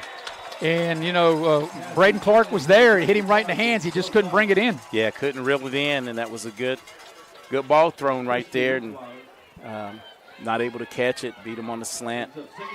And, Eric, that must be something that Scott has seen on film where they've scouted Independence. They think they've been hit that slant. They've gone to it a couple times. Yeah, they've gone to it a couple of times, and it's been open. But anytime you play a little man coverage, press coverage like that, and the corner's up on you, that's one of the routes they'll let you release to the inside. Just have to see if the linebackers can get some depth on that play. Easterling entered the ball game 15-27 for 225. He's got a nice arm with his touchdown pass tonight. He now has 4 touchdown passes to 2 interceptions. Easterling takes the snap. It's going to be a running play up the middle, and it's tough sledding up the middle as David Fennessy will get the carry and get the ball over the 20 and out to the 21-yard line. So that only will get 4 yards and will bring up third down. Ball's on their own 21. They've got to get the ball out to the 33. They'll need 12 yards on this third down play. And if we look back early in the first quarter, only the 2 first downs that Scott was able to pick up were via, interference calls, defensive interference calls. So here comes a third down play. 3rd and 12 on their own 21-yard line from the pistol set. Easterly takes the snap, throws far side, and it's going to be incomplete. But even had it been caught, it would have been short of the first down, and that penalty really took Scott out of that drive. And now Scott will go 3 and out and will have to give it back to Independence. It's tough enough against any team, but especially against a team like Independence when you get behind the chains like that. Yeah, that's tough. So here comes a 4th down punt. And Independence should get good field position if they handle this cleanly. Silas Nelson here on the near side, Bradbury on the far side. Here comes the snap. There's the kick. That's a good punt. Bradbury will take it inside the 45, crosses midfield. Nice return, and Independence will have excellent field position at the 46-yard line of Scott.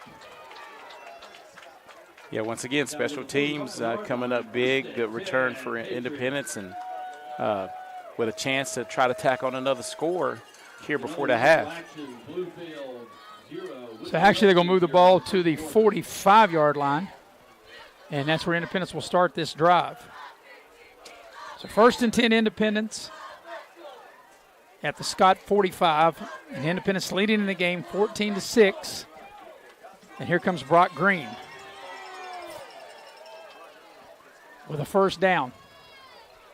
Green takes the snap, handoff, good running room as Nelson spins down close to another first down. I think he'll have it as he's down right at the 35, and that was the line to gain. Yeah, and Independence sticking with the run right there, able to free up Nelson with a great running lane, blocked at the point of attack really well, and Nelson able to get his biggest gain of the evening. Yeah, first they said second down, and now they say it'll be a first down. So it will be a first down. 1st and 10 for Independence. They haven't set the chains. The 35. Well, right. The reason they didn't, first of all, they said it was going to be a second down play, and now because he got right on the line to gain at the 35. Here's going to be a running play again. Nelson up inside, gets about 4 yards down to the 31-yard line. So Nelson trying to fight for them tough yards inside. And right now it seems like that Independence is really asserting itself a little bit up front and a lot better running lanes on this drive. 2nd and 6 for Independence at the Scott 31.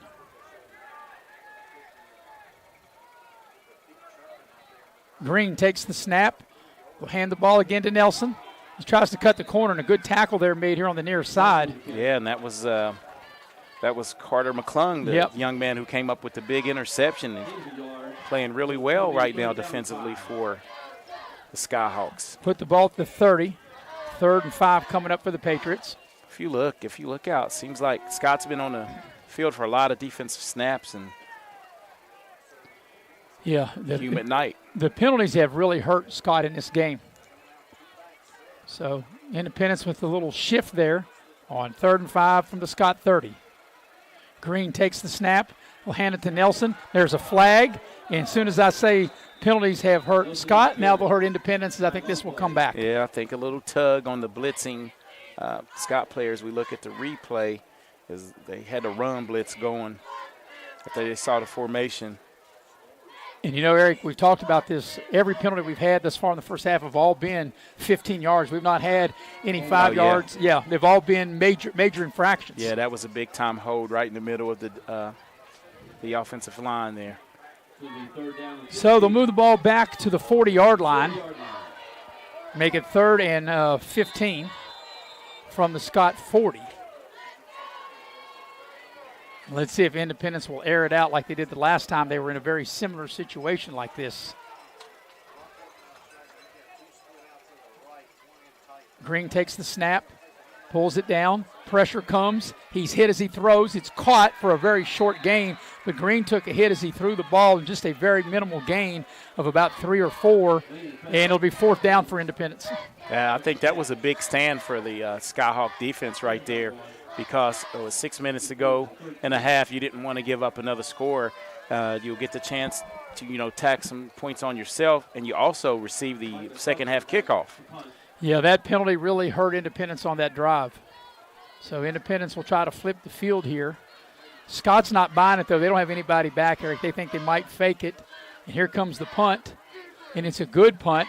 And will it bounce into the end zone? It will. And, boy, that looked like the ball was going to stay right there about the 1-yard line. That was almost a gamble that didn't pay off for Scott there. But it does go into the end zone, and on the touchback, the ball will come out to the 20-yard line. So Scott dodged a real bullet there, and they'll take over on their own 20-yard line. Tonight's game is brought to you in part by Infinity Coal Company. Infinity Coal Company in Sophia, West Virginia is currently operating an underground coal mine there, an on-site preparation plant in Sophia, and a surface mine and highwall mine near Helen, West Virginia. You can go on the Facebook page at United Coal Company for employment. 1st and 10 now on their own 20-yard line for Scott. Epperling takes the snap. This will be a running play to Suffman, and not much, if anything. I don't think he got any yards. I think it's going to be no gain. And it'll be 2nd and 10 as there's a Independence player that had his helmet come off. And again, we've got another clock issue where they continue to run the clock. And even the home side is hollered up in the press box to stop the clock. And now, are they running it? The official says run the clock, and they are not. So it'll be 2nd and 10 for Scott on their own 20. Nate Easterling waits on the shotgun snap. He's going to throw. A lot of pressure, and the ball's overthrown, trying to get the ball to Braden Clark, but the pressure forced the errant throw. Yeah, I think that was going to be another slant right there, and the pressure in the face of the quarterback had to readjust, and that's big if you're Independence because that kills the clock. And this will be a third and long again. You have a chance to get the ball back with plenty of time to try to get down the score. This is the 5th drive for Scott. They've got 1 touchdown. They punted the other 3, and they lost it on downs on their first drive. So to keep this drive alive, they got to get the ball out to the 30. 3rd and 10 for Scott from the pistol set. Easterling takes the snap, sets in the pocket, throwing deep. Got a man out there, and it's overthrown as he had Isaiah Bush here on the near side, and the ball was a tad overthrown. A good play call, good route, just not able to connect, and Scott will have to punt it away. So for the 2nd straight series and the 3rd series out of 4, Scott will have to punt it away, and Independence once again should get very good field position here.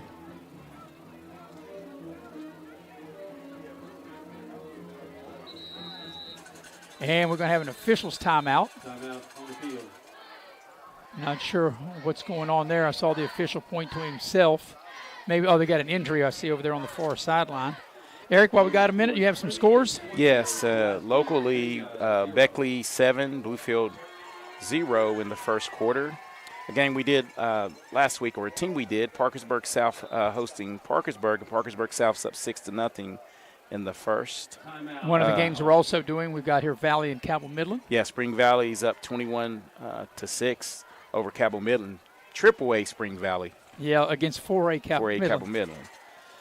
All right. Anything else we got cooking? Yes, we have the Martinsburg-Hedgesville match, and that's number 2 and 3 in 4A. Martinsburg up comfortably 28-0 in the second quarter. Yeah, 2 undefeated teams there. Yeah, Spring Mills playing Musselman. Spring Mills is up 21-0.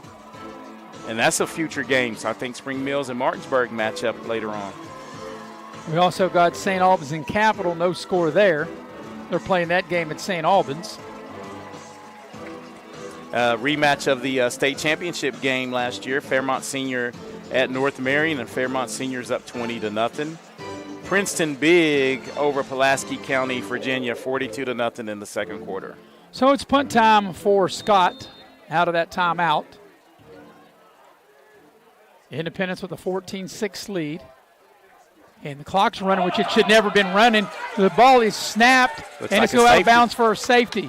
But on a timeout, the clock was running before the ball was snapped, and the clock shouldn't have been running before the ball was snapped out of a timeout. But Independence will pick up 2 points on the safety as the ball is snapped over the punter's head. That'll make your score. So tack 2 on there, and that will make the new score 16-6. And now Scott will have to free kick it. But like I said, Eric, I looked out to see how much time was remaining in the half, and the clock was running before they snapped the ball, which never should have been. So on the safety, that makes it 16-7. And Independence now will receive the free kick. We'd like to remind you once again, Expressway Food 16-6, I beg your pardon. I said 7, 16-6. Yeah, we had that extra point block, so special teams kind of letting Scott down right now, because if you think about it, they've snapped the ball over the punter's head for a 2 for a safety. They've had an extra point blocked, and they've given up a kick return. So they'll have to kick it from their own 20-yard line. We'll take a look here. We've got a second screen that we're able to look at. The Beckley-Bluefield game, I think, was still 7-0 Beckley. So 16-6 is your new score. Pepsi recap, just a safety with the punt being snapped over the punter's head, goes out of the back of the end zone. And that's brought to you by Pepsi of Southern West Virginia. Boy, I need to be an ice cold Pepsi here at halftime. Well, update, Beckley just punched one in, 14-0 Beckley. So it's teed up there on the 20-yard line for Scott.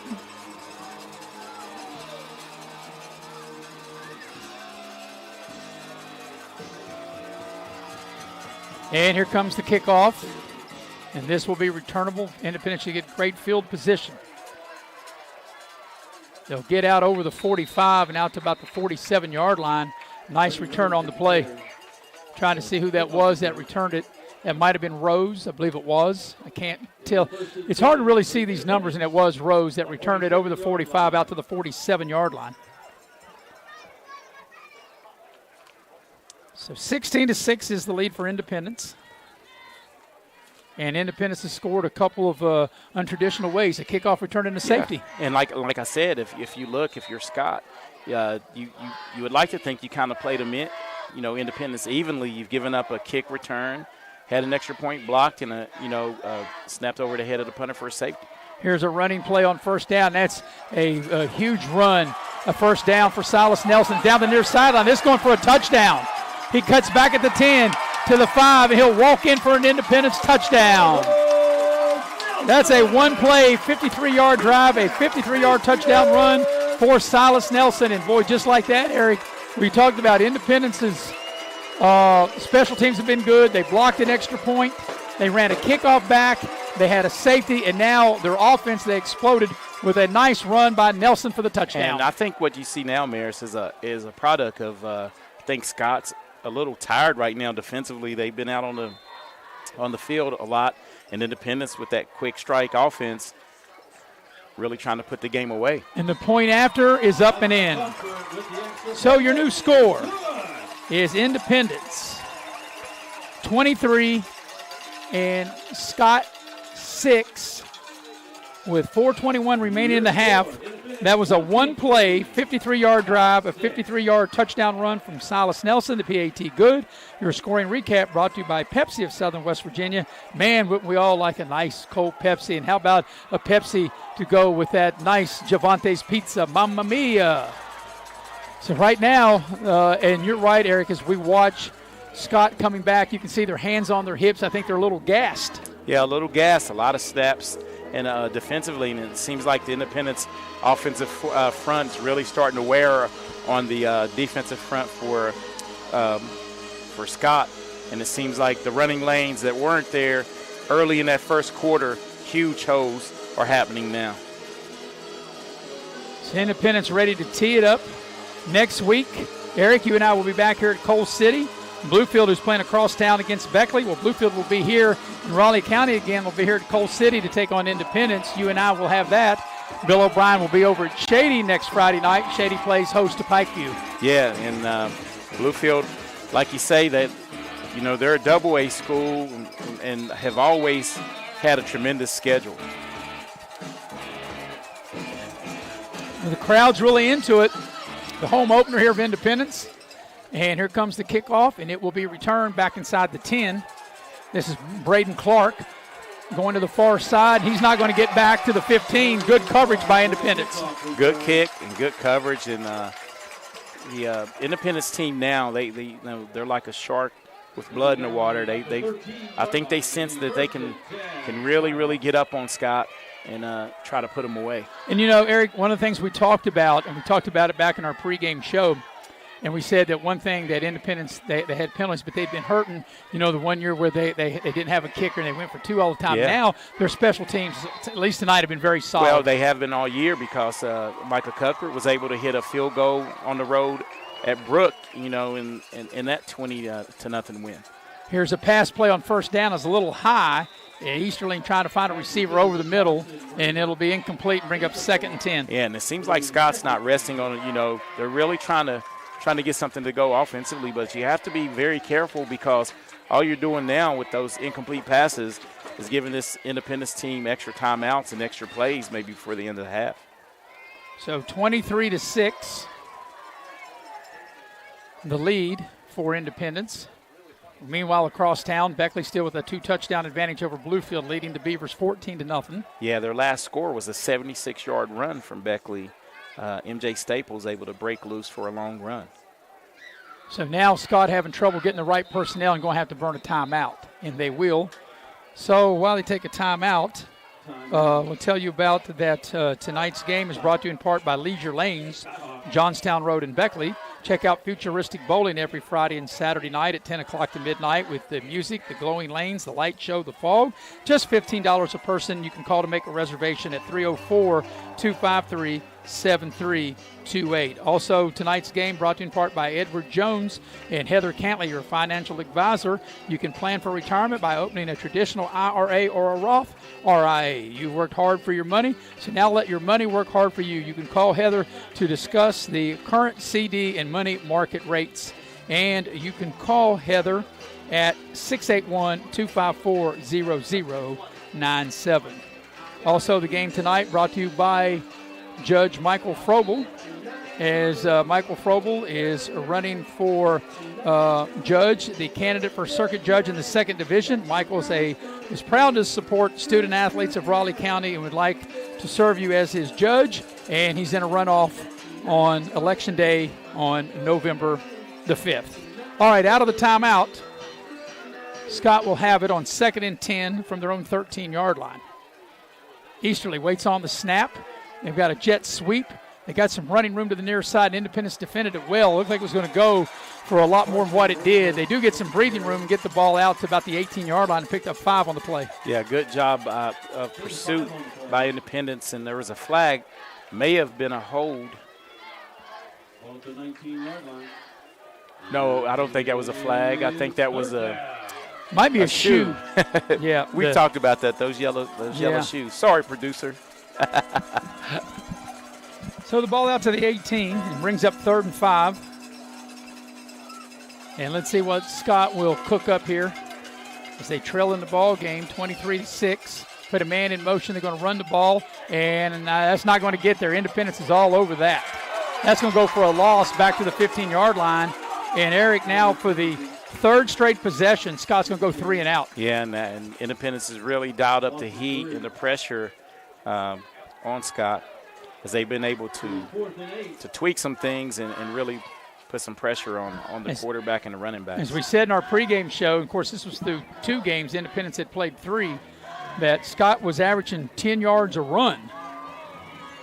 And averaging 10 yards a run, but that definitely has not been the case here tonight as Independence has shut that run down. Yeah, and they really have nowhere to go for the running game for Scott, as it was a big play, and this punt is shanked. Yeah, and they knock it out of bounds, and Independence is going to get the ball, 45 maybe? I think the 40. Yeah, the referee's still walking that way and going to have the ball at the 43-yard line. Meet in the middle of what we said, but yes.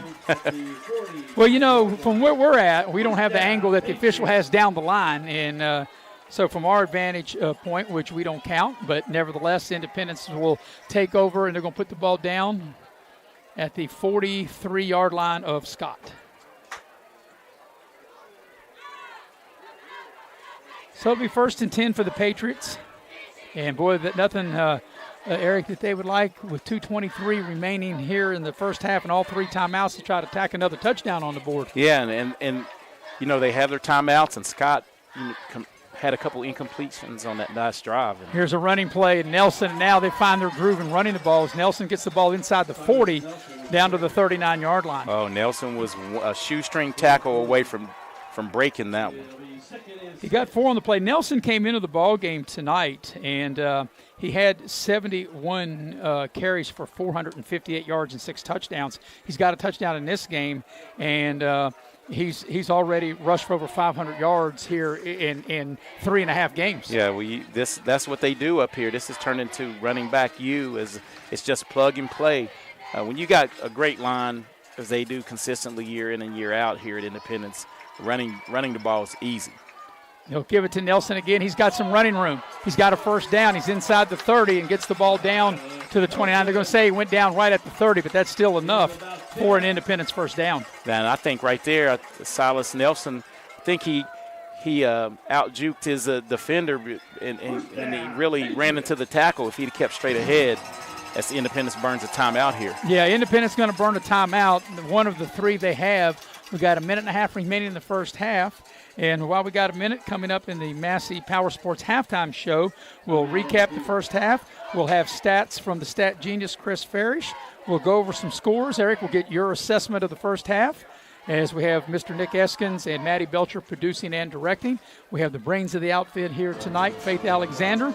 As Eric, we're able to here in our booth. At home, you can't see it if you're watching our game, but we have the Beckley Bluefield game, and that looks like that is Bluefield may be on the move here. No, that's Beckley. That's Beckley. Yeah, that is Beckley. Beckley on the move, leading 14-0. Well, you got a minute. Got any other scores? Running it up big is Martinsburg and Spring Mills. Martinsburg's playing Hedgesville up 28-0, and Spring Mills hosting Musselman in battle of four ranked teams, and they're up 21-0. Spring Mills is. So out of the timeout, Independence will have a first down at the Scott 30-yard line. Green waits on the snap. Give it to Nelson. Why not? It's been effective.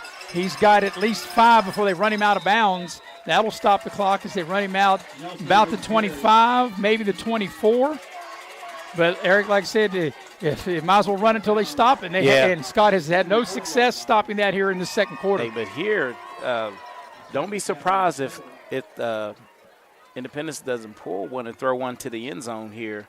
It's good down and distance time. You know, you could probably do it. That was a 6-yard gain on first down.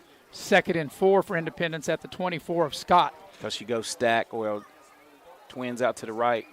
And it'll be Brock Green to keep it. He's got some running room as they get him from behind. It looked like he was going to have a bigger gain than what he was able to get. And a good and tackle. Independence will call their second timeout. So while we got a timeout, Eric, let's see if you got time in for some scores. Update, Martinsburg 42-0 at halftime over Hedgesville.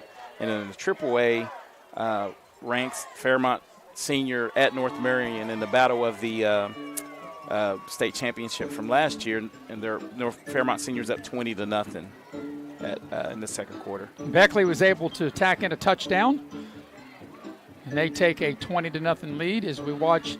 That's a touchdown pass from Price, and he's hit Jones for the Beckley touchdown, and Beckley's in front now 20-0 pending the PAT. And in AAA, number 1, Bridgeport's playing Lindsley Academy Cadets, and Bridgeport's taking them to the woodshed 35-0 at half. Roane County on the road at Lewis County, and Roane County's up 22-0 in the second quarter. Shady is off tonight, another county school, and then Liberty playing at home with James Monroe. We'll see if we can get you a score on that. Out of the timeout, it'll be 3rd and 2 for Independence at the Scott 22-yard line. And Scott, did they jump? No, they got back. Green with a long count. Takes the snap. Nelson gets the call. He's got a first down. He's inside the 15, and they run him out of bounds, but that'll move the chains and stop the clock as he's got a first down at the put him down, maybe the 14-yard line of Scott. And a good job by Nelson, though, being aware and getting to the boundary and getting outside. And no score reported in the Liberty James Monroe game. Yeah, each team there 1 and 2 in that James Monroe Liberty game. We'll have Liberty again later in the season when they play at Shady. 1st and 10 Independence at the 14 of Scott. Plenty of time on the play clock. Brock Green surveys the field. Takes the snap. Want to keep it himself. He's going to turn up field and get down just shy of the 10. He stayed in bounds, down about the 11-yard line. And brings up 2nd down. And Independence, with 18 seconds left in the half, will burn their final timeout. And now, Eric, while Independence taking their final timeout, you figure they can't afford to run the ball, because if they don't score a touchdown, the time will run out. They have to throw it. Yeah, I think you'll look for something quick. And the way they've thrown it, though, that was big, not getting out of bounds. And even if it's not quick, even if they throw the ball over the middle, as long as they get a first down, the clock will stop on the first down. They can get up and spike the ball.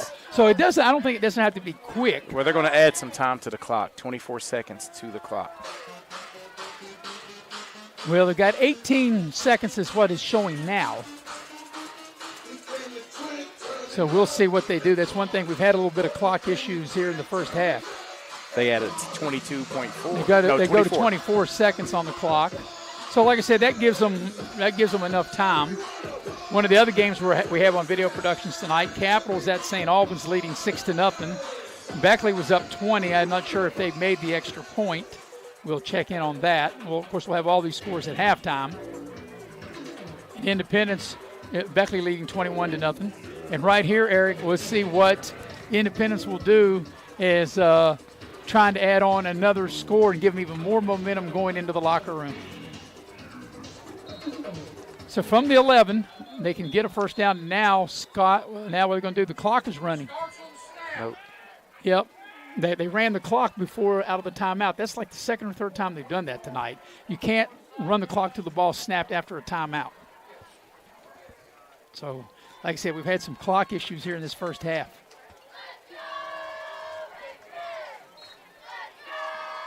So here's Brock Green with it from the gun. Takes the snap. Pressure comes. They force him out of the pocket. He's going to have to throw it, and he just flips it out of bounds. And they'll go incomplete pass. Yeah, that was smart of Brock Green to get it past the line of scrimmage and not lose any yards. And you got a chance to run one more play. Yeah, they can get a first down. Scott will take a timeout. They can get a first down at the 4-yard line. So, like I said, they have the whole field that they can use. They can throw the ball down the middle of the field, and if they were able to get a first down. But now you can't go short of the sticks. You can't go short of it, yeah. Because if you catch it and you don't have a first down, the time's going to run out on you. So a lot of scenarios that can play out here. So we'll see what they dial up. The Independence dials up out of this timeout. Well, we got a minute. I want to tell you about Exit Elevation Realty. Luke Richmond is the broker, 304-0101. And you can dial them up, or actually you can look them up online at wvexitelevation.com. Also, tonight's game brought to you in part by Cracker Barrel. Cracker Barrel, the Old Country Store, locations in Beckley and Princeton. Love me some Cracker Barrel.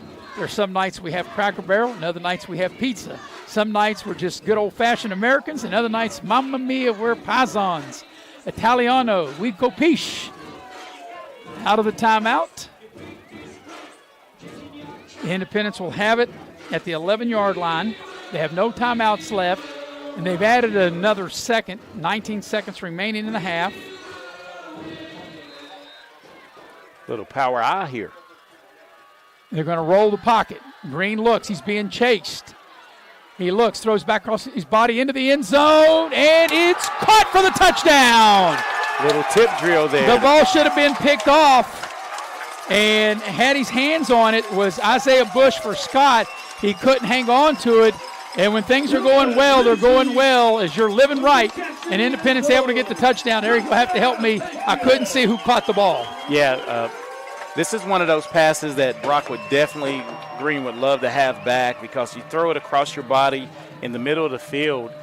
Classic interception, but wasn't able to come up with it. It's hard to see what number that is that caught that.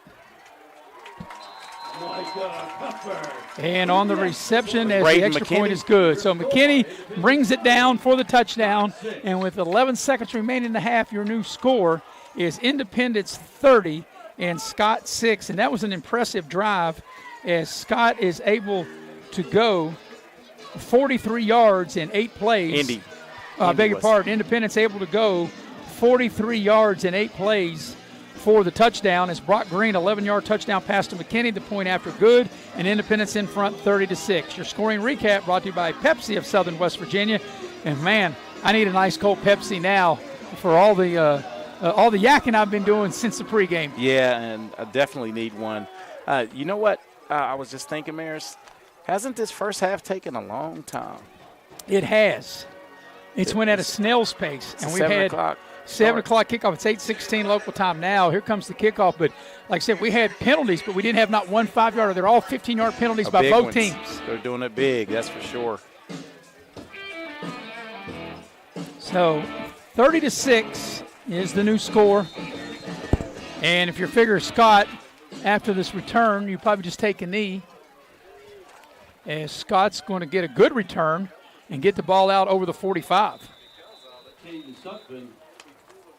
As Suffin able to get a nice return for Scott.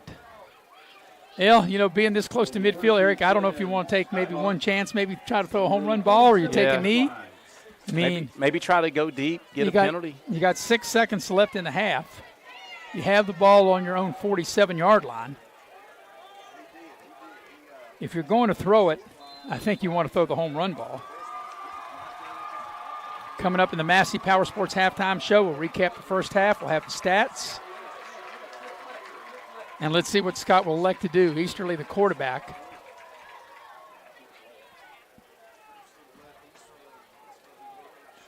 And they're going to just throw it short and try to get a man out of bounds, and he got out of bounds with 1.8. So they'll get a second play out of this. As they'll get the ball across midfield to the Independence 49-yard line. So you think from here, with just 1 second left, you think you would just chuck it as far as down the field as you can. Yeah, definitely just throw it deep. Yeah, because you think your odds are not that good throwing the ball out in the flat and see if your guy can break one for 50 yards.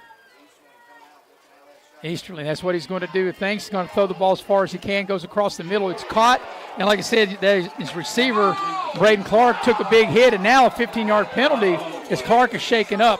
And that's why I say that's why you wouldn't want to run plays like that, because you get a player hurt. Yeah, I don't know if it was. Let's watch the replay. I don't know if it was on the hit, maybe talking after it. I think they're going to say maybe after. Well, either that, maybe, I don't know if he hit a defenseless receiver or if he said something to him. He's catching it. Well, that's true, but I'm just saying one of those where that's how they call it. He's If we watch it catching again, I'm hitting him. It looked like a clean hit, but maybe right there when he kind of, I don't know. But I think maybe some talking afterwards. But so the catch is to the 35, and you tack 15, and the ball is to the 20, and they definitely can take a shot to the end zone. To the end zone, definitely. The fans here not like it. No, they definitely don't like that. So the completion to the 35, they tack the 15, the ball goes to the 20, and we've got no time left on the clock, so it'll be one untimed down, and they have a chance to throw the ball into the end zone for a touchdown. The 20-yard line. So from the 20, barring any defensive penalty, and now Scott will take a timeout. Timeout, Patriots. So, Eric, you think you got your best 20-yard play right here? Well, based on that last alignment, Independence was safety high, so I'm thinking something post, skinny post, where you got to be in between the safety and the corner. That's the safest pass. And if you're Independence, one of the big things, maybe if you get pressure on the quarterback. Yeah, you have to come after him. Can't let him set his feet and get it. But, it just worked out for Scott. But I was thinking, had they not called that penalty, and they easily could not have, to have one of your receivers take a hit like that for really nothing. Yes. Because you're talking about the final play of the half. Final play of the half, that's true. That's why it's got to be something to the end zone, nothing over the middle. They actually put the ball down at the 21-yard line. He caught it on the 35, but if you had 15, it should be on the 20. So out of the timeout, one untimed down. There's no time left here in the half. And this will be the final play of the half unless there's a defensive penalty. So Easterly has got the play from the sideline after the timeout. Got plenty of time on the play clock. Easterly takes the snap. They're going to throw it short, and I don't think that's going to get 20 yards. And they'll get the ball down to the 5, and that doesn't make 20 yards. I really don't understand that to call a timeout, and they don't throw the ball into the end zone. But that's how the half will end. At the break, it's Independence 30, Scott 6. We'll take our second quarter break. Be back in a minute and get you ready for the Massey Power Sports Halftime Show coming up next here on Video Productions. How much is that doggy in the window? Let the sunshine in. Get started today with new windows and doors from Window World of Beckley. What better way to do that than our energy-efficient windows and doors for every budget and style? We offer superior products, professionally installed at a guaranteed low price. We offer great financing options too.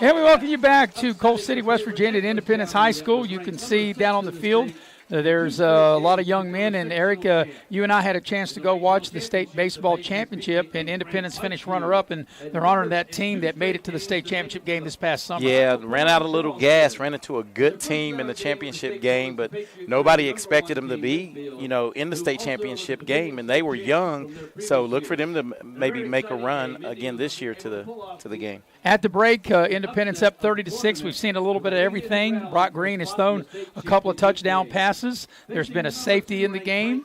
There's been a kickoff return. Independence has been electric. 30-6 the lead. Only one touchdown drive for Scott, and that was after what we thought was a 101-yard interception return.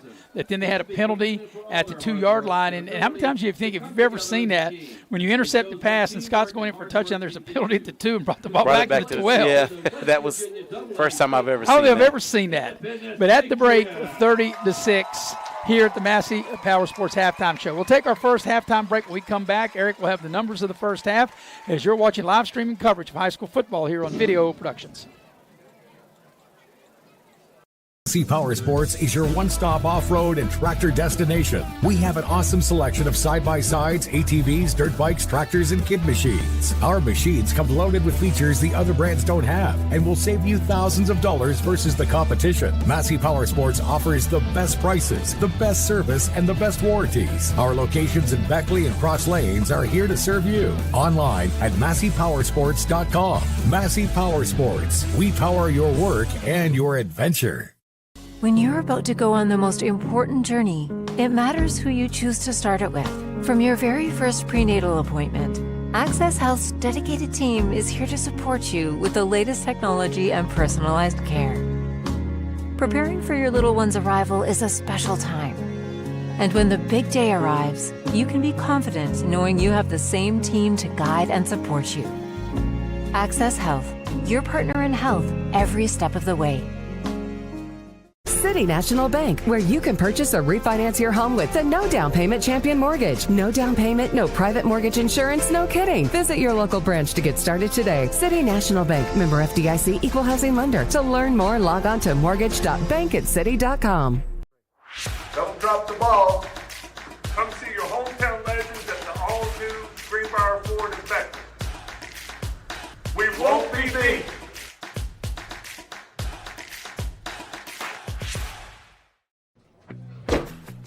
Take care of this by the end of the day.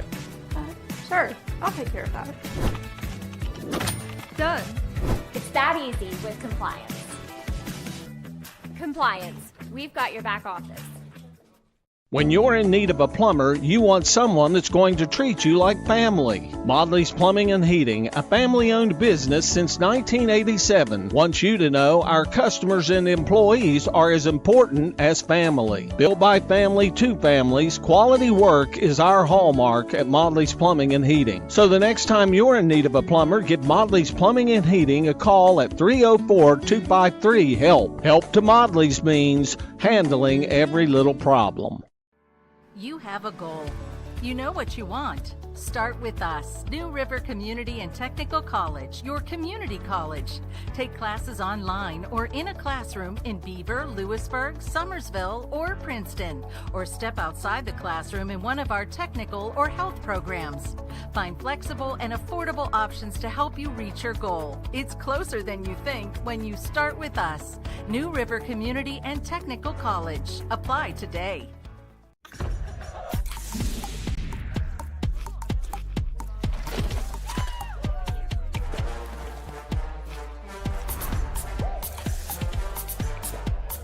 Every bite better with Pepsi. And we welcome you back into the Massey Power Sports Halftime Show with Eric Thomas. I'm Maris Lowry. The heavy hitter, Mr. Nick Eskins, producing and directing. Maddie Belcher is here. We have the brains of the outfit, Faith Alexander, on camera. And we have the stat genius, Chris Farish. And we'll have the stats here in just a minute as Independence leads in the ball game 30-6. Your stats are being brought to you by State Farm Insurance. Like a good neighbor, State Farm is there. You can check out State Farm agent Scotty Brown in Shady Spring. You can dial him up at 681-238-5252. 61-30. Also, tonight's game is brought to you in part by Infinity Coal Company.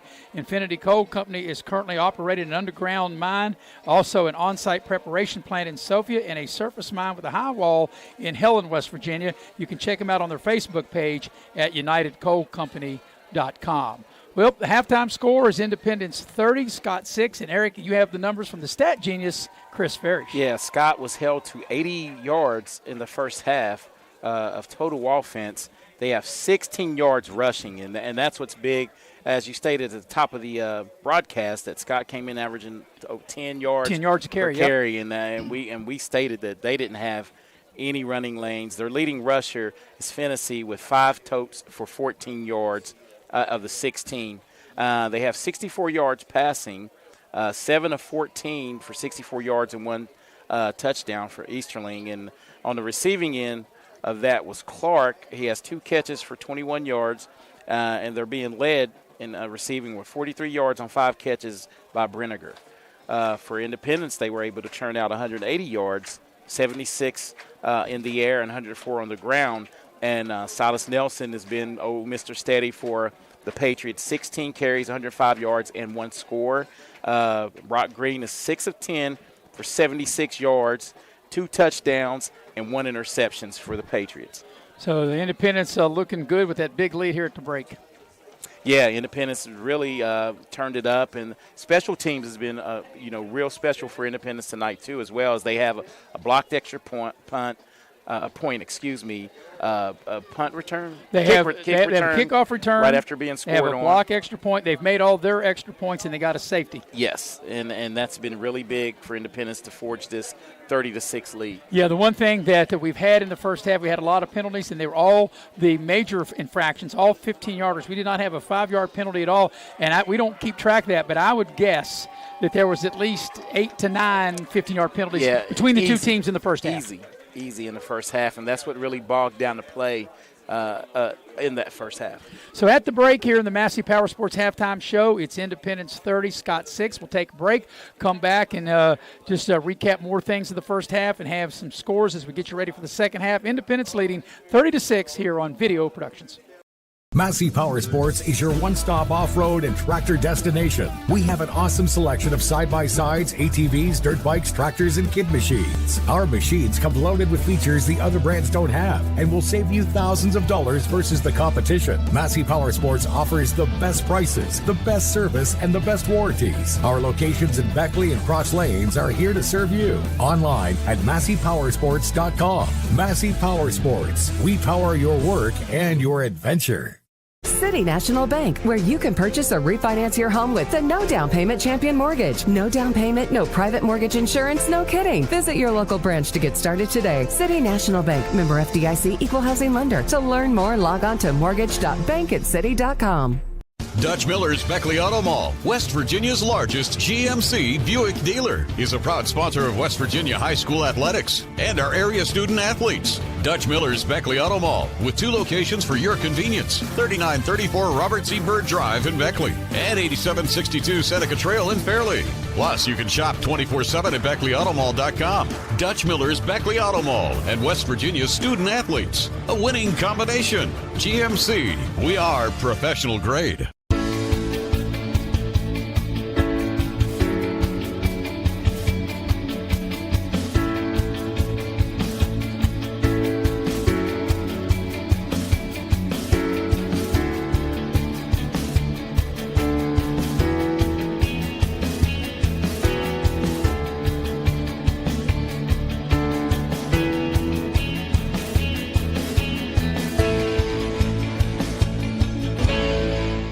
Welcome, folks, to the most mouth-watering showdown on television, the Hangry Games Ultimate Snack-Off, right here at your local Little General store. As the snacks fly and the deli slices, remember, dear viewers, every item they're using can be found at your nearest Little General store, where creativity meets convenience. Keep your appetites brave and your snacks ready. Compliance helped me lose 50 pounds by freeing up tasks like payroll, HR, and bookkeeping. I'm now free to do what I want. With compliance, you can do what you want to do. Compliance, we've got your back office. If you need a lawyer, then you need a lawyer who's in it to win it. You need Hill, Peterson, Carper, B. & Ditzler. We have a track record of winning millions for our clients. At Hill, Peterson, Carper, B. & Ditzler, we're in it to win it. It's fourth down, seconds on the clock. He hands it off, finds a hole in the middle. Clear, nothing but incredible. A touchdown for the win. I can't believe it. Pizza, better with Pepsi. And we welcome you back to Coal City, West Virginia at the break here at Independence High School. They lead Scott 30-6 here at the Massey halftime show, Massey Power Sports halftime show with Eric Thomas. I'm Maris Lowry, the heavy hitter Nick Eskins here, the stat genius Chris Farish, Maddie Belcher here help producing and directing, and the brains of the outfit, Faith Alexander on camera. Well, Eric, you've got some of the other scores going around here on week 4 here in the great state of West Virginia. Since we're doing this double-A game contest, I'll start in double-A. Number 2, Frankfurt's hosting triple-A Weir. Frankfurt's up 48-0 at half. Number 3, Polka is on the road at Logan, and Polka's losing 21-14. Number 4, Wayne, who was able to get a victory early over Scott, trailing Winfield, triple-A Winfield, 14-6 at halftime. Pikeview, a little surprise here. They're at number 4 Westside. They're up 17-14 at half. And Williamstown, number 7 Williamstown, hosting Ritchie County, is single-A school, 44-0. And in the 4A ranks, we have a bunch of ranked matchups. Musselman, number 16 Musselman at Spring Mills, and Spring Mills is up 35-0. Martinsburg doing what Martinsburg always does. They're up 42-0 over Hedgesville. Willing Park 28, University 6. Parkersburg South 13, Parkersburg 10.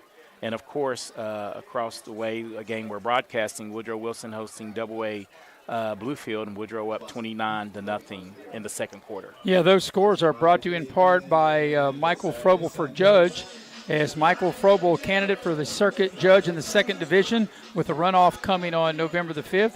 Michael is proud to support the student athlete of Raleigh County and would be proud to serve you as the circuit judge. Well, next week, Eric, we'll be right back here at Coal City. We'll have Bluefield taking on Independence. And across the county, Bill O'Brien will be at Shady Spring, and it'll be Shady taking on Pikeview. So we'll have 2 games in the market. We got a busy week, too. Got volleyball on Tuesday night. Morgan Brown will join me for volleyball Tuesday. It'll be George Washington against Beckley, and that's to get that. We think it's just going to be a dual match, the 2 teams, and it would be best 3 out of 5. If they had a third team, it'll be like a round robin, and it'll go best 2 out of 3. But there's a possibility there could be a third team. And then on Thursday night, Eric, you and I will do middle school football. We'll be at Van Meter Stadium in Beckley, and it'll be Shady against Beckley Stratton. Now, that game will kick off at 6 o'clock. And, of course, the volleyball game on Tuesday right now is scheduled to start at 6.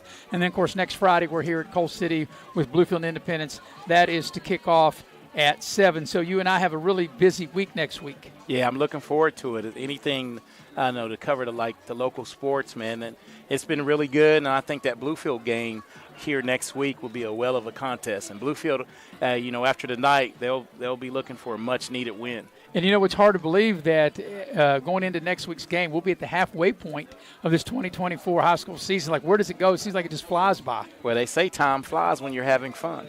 Yeah, that's why I'm old, right? Because I've had fun my entire life. And with that, we'll take a break.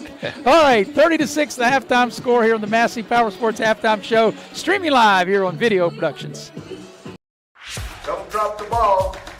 Come see your hometown legends at the all-new Greenbrier Ford in Beckley. We won't be beat.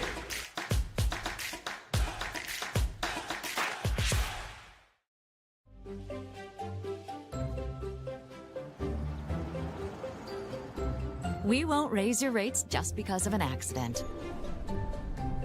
Sure, everyone thinks they're a good driver. But when an accident happens, with Allstate, you don't have to worry, even if it's your fault. It's called accident forgiveness, and it starts the day you sign up. You're in good hands with Allstate. Unlock the money already in your home at City National Bank. Consolidate loans or fund your next big project with a home equity line of credit with a great low intro rate. Visit your local branch to get started. City National Bank, member FDIC, and equal housing lender. Learn more at homeequity.bankatcity.com. Massey Power Sports is your one-stop off-road and tractor destination. We have an awesome selection of side-by-sides, ATVs, dirt bikes, tractors, and kid machines. Our machines come loaded with features the other brands don't have and will save you thousands of dollars versus the competition. Massey Power Sports offers the best prices, the best service, and the best warranties. Our locations in Beckley and Cross Lanes are here to serve you. Online at MasseyPowersports.com. Massey Power Sports. We power your work and your adventure. When you're in need of a plumber, you want someone that's going to treat you like family. Modley's Plumbing and Heating, a family-owned business since 1987, wants you to know our customers and employees are as important as family. Built by family to families, quality work is our hallmark at Modley's Plumbing and Heating. So the next time you're in need of a plumber, give Modley's Plumbing and Heating a call at 304-253-HELP. Help to Modley's means handling every little problem. Here we grow again. Pioneer Community Bank is proud to offer a network of banks right here in our communities. By offering you more locations, Pioneer continues to meet all your banking needs where you are. Please stop by our New Harper Road location. We are truly investing in Southern West Virginia. Pioneer Community Bank. Friendly service, great products. Member FDIC, equal housing lender.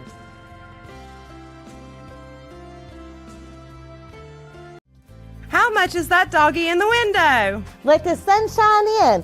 Get started today with new windows and doors from Window World of Beckley. What better way to do that than our energy-efficient windows and doors for every budget and style?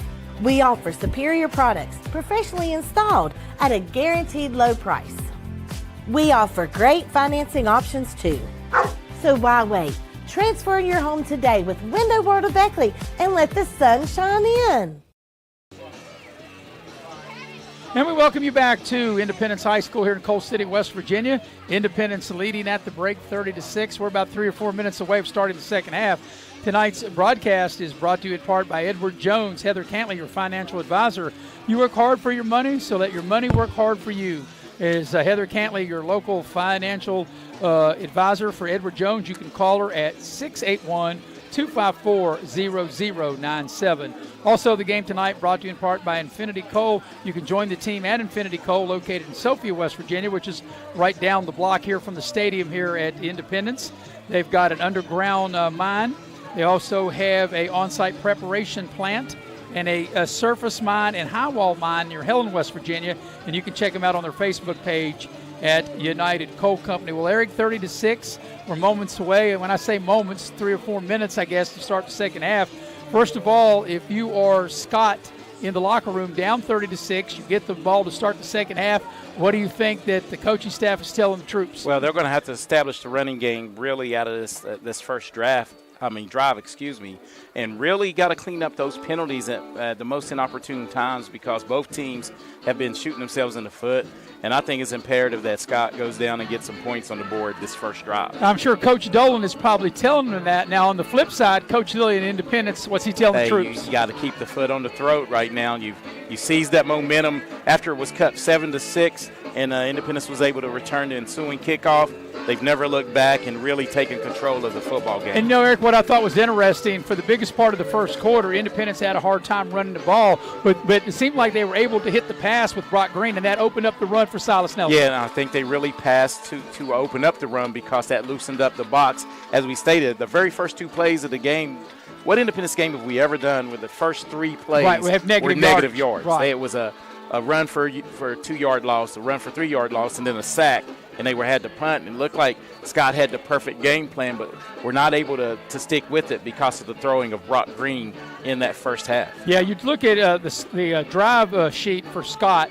They went out on downs, then punt, then they got the touchdown, then they had a punt, then they had a safety, which they were lining up to punt because the ball was snapped over the punter's head, and then punt, and then the half. So really, they really hadn't had a lot of success.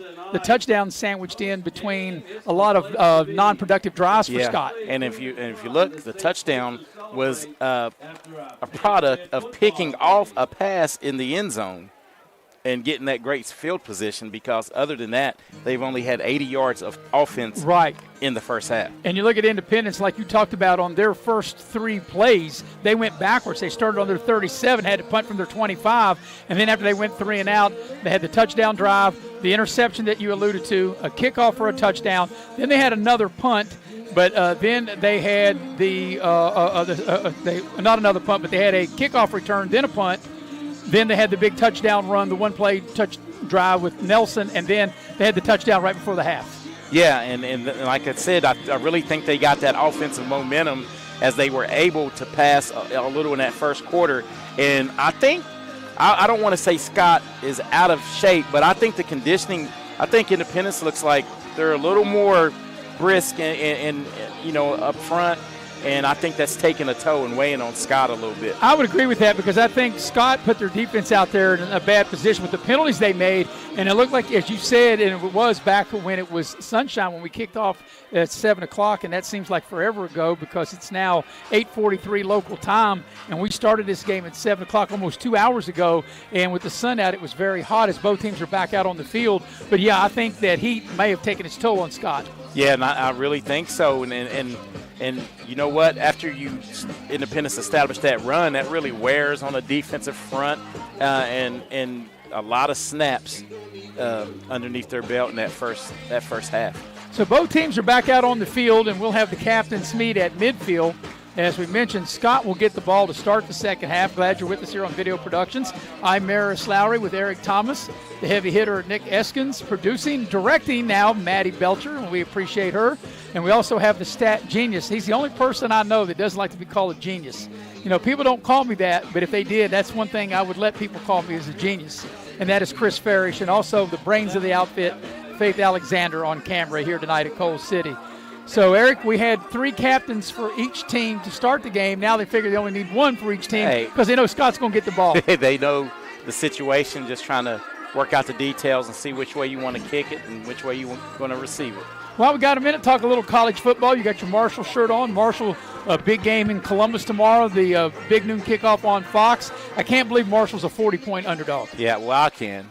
Well, I think Marshall and 40 might I'm not giving out gambling advice, ladies and gentlemen, but I think Marshall plus 40 might be a good bet. Yeah, all you need is a field goal, right? Well, I'm thinking just a touchdown. This Ohio State defense, I think, is really for real. And Marshall has struggled really offensively trying to move the ball, so it's going to be a tough task. Before we have the second half kickoff, quickly, your thoughts on West Virginia and Kansas, the Big 12 opener tomorrow in Morgantown. I saw an interesting stat that it's a battle of 2 things that either team can do. WVU doesn't take the ball away, and you know who gives the ball away a lot? Kansas. So whoever can figure that out, if WVU can get a couple of early turnovers, I think they'll win this game. All right, ready to start the second half, and Covert will tee it up for Independence. Micah Covert, the sophomore kicker, got it teed up on the far side of 40 the hash there. And we are ready to get the second half underway as Independence leads now 30-6. They had 4 touchdowns and a safety in that first half for Independence, and the lone touchdown and the extra point blocked on Scott's touchdown. So here we go. Starts the second half. Will it be returned? No, it goes out of bounds, and actually. Did he touch it? He did touch it, so Scott's going to get the ball inside the 20. Had he not touched it and just got out of the way, that ball would have been out of bounds, and Scott would have had the ball to 35. Yeah, and that's just a mental miscue right out of halftime, and you just more to add to what's going on with Scott. Self-inflicted wounds. Yeah, Isaiah Bush said, Eric, if he just gets out of the way and doesn't touch it, that ball's going to go out of bounds on its own. So the ball will be back inside the 20 at the 18-yard line, and that's where Scott will start their first possession of the second half. Nate Easterling, the quarterback, brings them out of the huddle. Worked out of the shotgun all night. They're in the pistol set. And let's see what Scott will do on the first play of the second half. Easterling takes the snap, throws far side into flat. It's caught, and that's a nice gain and a nice yak after the catch all the way out near the 40-yard line. So Scott comes out and hits a big play right off the bat. Yeah, big play in the passing game, and great pursuit by Independence to help the corner as the corner fell down trying to make the tackle. And if it wasn't for that pursuit, that was going to go for 6 for Scott. Yeah, it's a 22-yard connection, and that'll be a first down for Scott, and that's what they need. They need to put something together, and that's a good start to the second half for the Skyhawks. 1st and 10 for Scott on their own 40. Easterling from the pistol set. Maybe long count. It'll be a running play straight ahead. They try to move the pile, and there's just not much running room there, as that is Fennessy. And they tried that a couple times in the first half, and pretty much the result on that play is pretty much what it was on the first half. Yeah, like you said, they were held to their lowest rushing total. I don't know.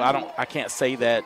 I didn't see what they ran against Wayne, but that has to be their lowest rushing total. Well, as you mentioned, they only had 80 yards of total offense in the first half. Yes, and so they gained 2 on the play out to the 42. It'll be 2nd and 8. Easterly puts a man in motion. He'll drop back to pass. He'll roll the pocket. He takes off running, and he'll slide right at the 45-yard line. It'll bring up 3rd down and 5. And that's one of those where you have to be careful if you're Independence and the quarterback's giving himself up. That could have been pretty close to a flag right there. It could have been, but I think it was a good no call. Bang, bang. It was a great no call, but I agree you never with you. know. You never right. know. So this is a big 3rd down. Let's see if Scott can get momentum, if they can convert on this 3rd and 5 play. Independence has been up to the task. The ball on Scott, their own 45 from the pistol set. Easterling takes the snap, the throw. Got a man out of the backfield. It's caught, and that's going to be short of the first down. They got the ball to Fennessy. He had to get to midfield, and he's going to come up a little short. No question they'll go for it. I think they'll go for it definitely by the play call, but I think, it's a good yard short. Yeah. And you have to look for a good hard count right here if you're Scott. Get up to the line. Well, I think it'd be hard sledding trying to run the ball right up the middle. Yep. They haven't had much success with that, and they might be bringing in their heavy jumbo package, but I don't know. I think they've had success getting the quarterback Easterly out on the edge. Well, it looks like a little confusion because of someone that ran off coming back in. Well, there are 10 seconds on the play clock. You took out Fennessy, your running back that's been getting the tough yards. So this is definitely a pass. Well, they ran the ball, and they'll get the first down. They get the ball across midfield into Independence territory to the Patriot 48-yard line, and that'll move the sticks. Yeah, I thought they were going to spread them out and pass it right there, and that was a good, quick snap. And that's a big conversion, a 4th down conversion for Scott. So at the Patriot 48-yard line, a new package of downs. And it'll be 1st and 10 there for Scott. Opening possession of the second half. To throw in the flat. Got a man out there. It's caught. Breaks a tackle down the far sideline. Inside the 30. It's a foot race to the end zone. And they'll drag him down at the 5-yard line. Vinegar, who makes the catch and does a great job, is able to elude a couple would-be tacklers and skates down the far sideline. Yeah, and that was almost, as we see here on the Access Health replay, good job. This was almost a horse collar at the end of this. Didn't get that hand quite in there, but a good play, positive play for Scott. That's a 45-yard connection, a 1st and goal with the 3.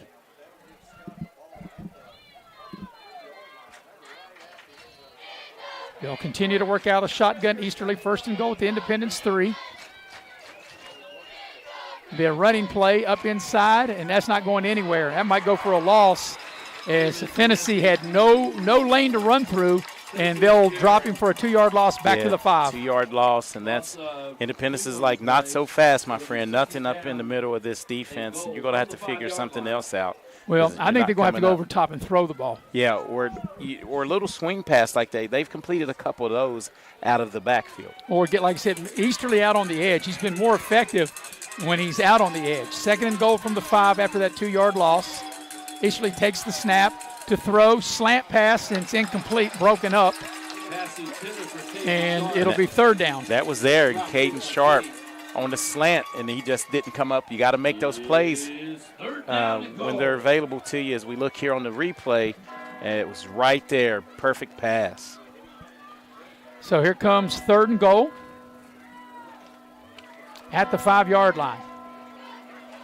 And no question, 2 downs to make this 5 yards. But I think if they're going to get in, Eric, I think they're going to have to throw the ball. Let's see what they do.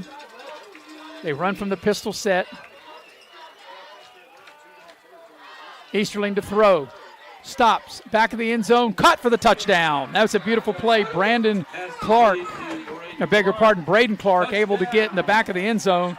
And that was a good-looking drive. That was a 9-play, 82-yard drive for a Scott touchdown. A great job by the quarterback stepping up and drawing, the safety out of the middle and completing a strike for the touchdown. 5-yard touchdown pass from Easterly to Braden Clark, and that makes the score now 30-12, and they'll line up and go for 2. But that was a well play-called drive for that touchdown of 82-yard drive as the 2-point conversion's broken up.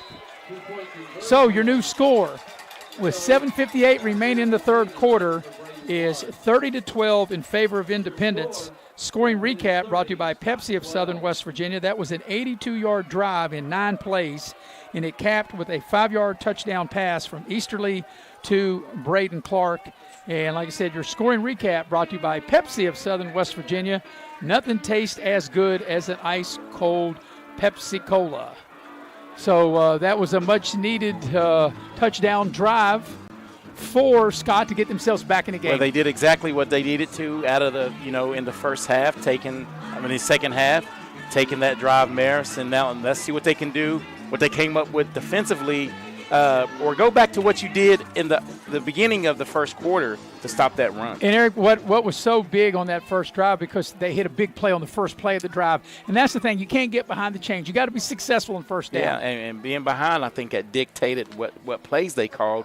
So let's see what they come up with defensively here. And, Eric, I know that 3rd down is the money down, but I do think first down is really important because it sets up maybe the start of the drive, or it sets up your play calling. Yeah, if 3rd down's a money down, first down is the down that gets you in the money because you want to make that money down as short as possible. So let's see. You think we might have an onside kick here? Too early for that? No, too early for that. If I'm coaching, just kick it deep. Defend the kick, though. They've been giving up chunk yards. Yeah, and one went back for a touchdown of 85 yards. That's why I say just wonder what Scott will do here, as they've got a little momentum with that touchdown drive. And it is a deep kick, and from the 10-yard line.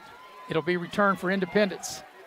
And that's real good coverage that time by Scott, as the Independence able to get the ball right up to the 25-yard line. A flag comes exactly, in. It was a face mask twice. I think there's going to be 2 face masks on the play. And if you're Scott, you hate that because you covered it so well. And now if it is a face mask, as you stated, Eric, the ball will come out to the 40-yard line. As that was Bradbury on the return. And like I said, all the penalties we've had here tonight, they've all been of the personal foul variety. And there's the call, the face mask, as you stated, Eric. And now that's huge because Independence would have started the drive on the 25. Now it's out to the 40. Yeah, and an untimely penalty for the Scott Skyhawks. Yeah, aren't they all? And I don't know why they're putting the ball in the 30. I don't understand that. Because he ran it out to the 25. First and 10, Patriots. I'll have to find out, wonder why that is, as here's Independence. They run the ball, and it'll go for maybe a loss. So the second half, the first play started the way the game's first play started, with the running play and a loss. That's what you have to do, Scott. You have to load up on the run and force them into passing down situations and defend the pass. You got an injured lineman for Independence. That's a 1-yard loss back to the 29-yard line, 2nd and 11.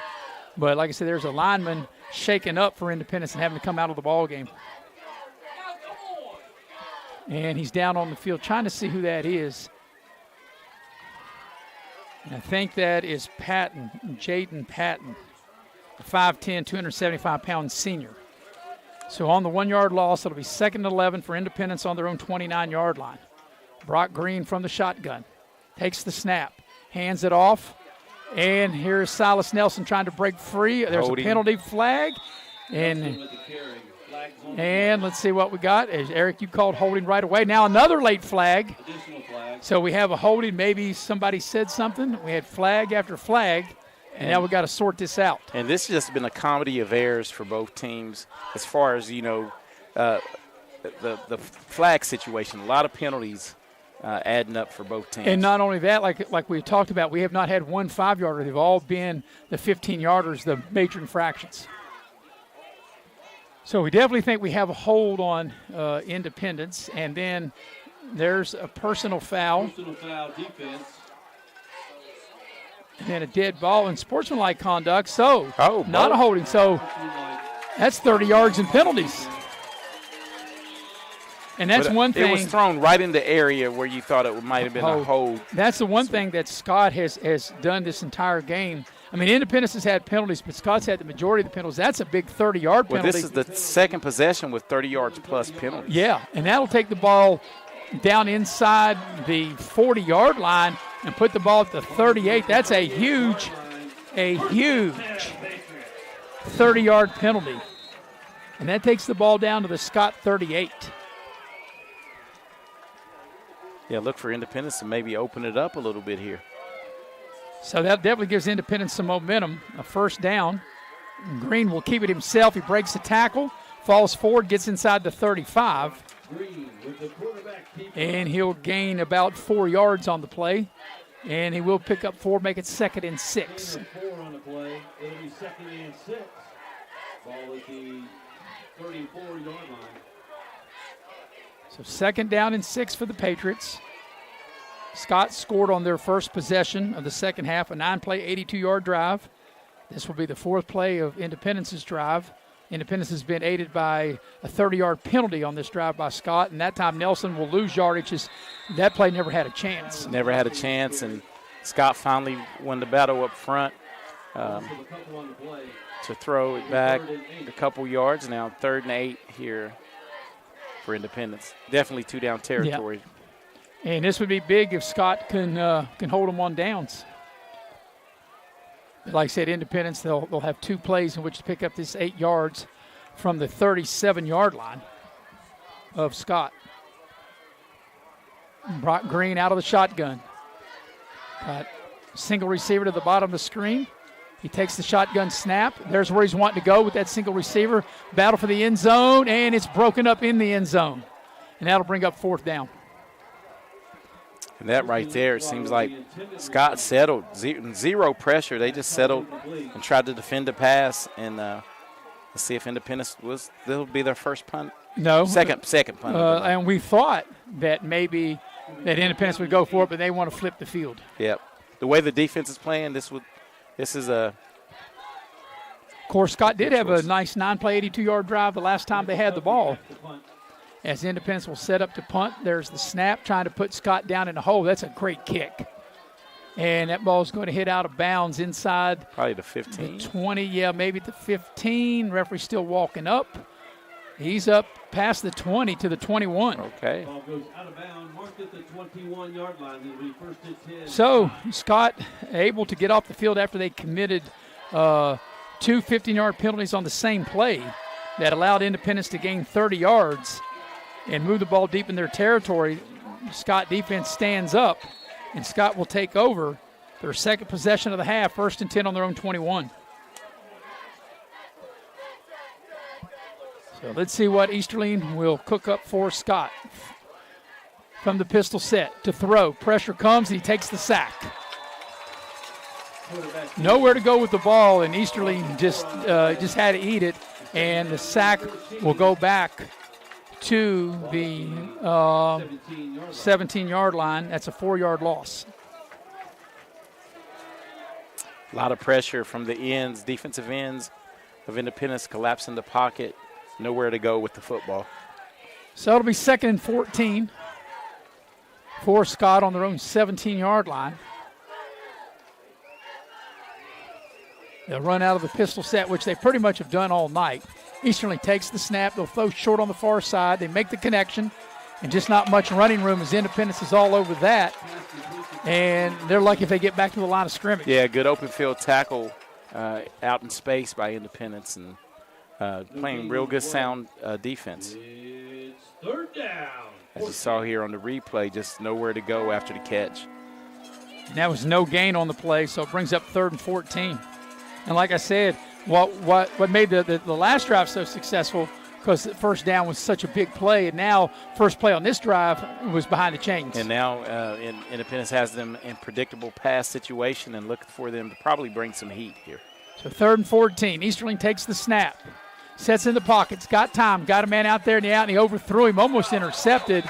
And that was good coverage that time by Independence down the field. Yeah, and that was Brady Rose playing the ball. He ran the route for and the receiver is down in front of the Independence bench for Scott.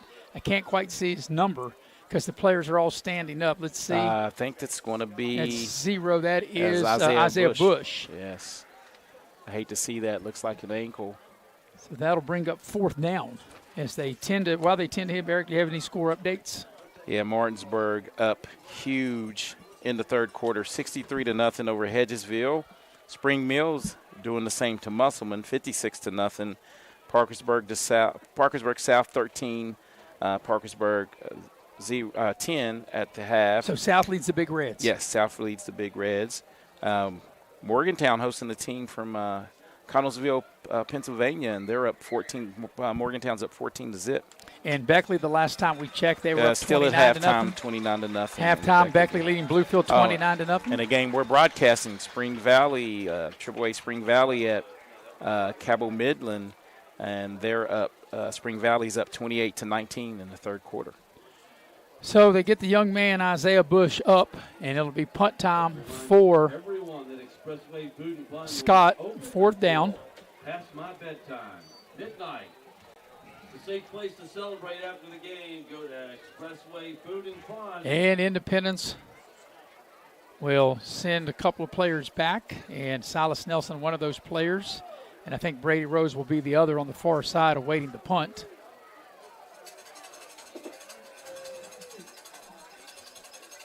Tuesday we'll have volleyball, George Washington at Beckley.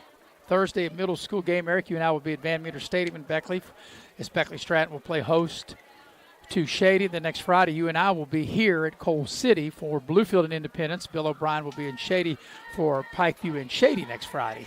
And that Pikeview team surprisingly up right now. I haven't had a chance to check that score, and we'll do that soon at Westside. We'll try to get a Liberty update. They're playing at home against James Monroe tonight. Here's the snap. Here's the punt. It's a pretty good kick. It is returnable. That's Nelson here on the near side. He's got running room. That's Linksweiler. I beg your pardon, Linksweiler. And he's run out of bounds. You know, the one thing about it, and I like these uniforms, but the numbers sometimes, for me, are very hard to see with that navy blue against the gray, especially when the light shines on them. Yeah, still no update. No one's reporting the score. James Monroe at Liberty. It's still posting 1st quarter 0-0. So on the punt return, that Linksweiler runs the ball down inside the 40 on the return, and Independence will have excellent field position. As they get the ball down inside the 35, they'll start at the 32-yard line. So it'll be 1st and 10 on the Scott 32. And, Eric, you got to think with this short of a field, it'll really be tough maybe for Scott to hold this offense out of the end zone. Yeah, this is one of those where you have to get a stop on this possession. Here's Nelson with the carry. He's inside the 30. He takes tacklers down near the 25. He's down about the 26-yard line, and a good gain on 1st down. Gain of 7 on the play. Make that 6. It's 2nd down and 4. So down to the 26, a 6-yard pickup.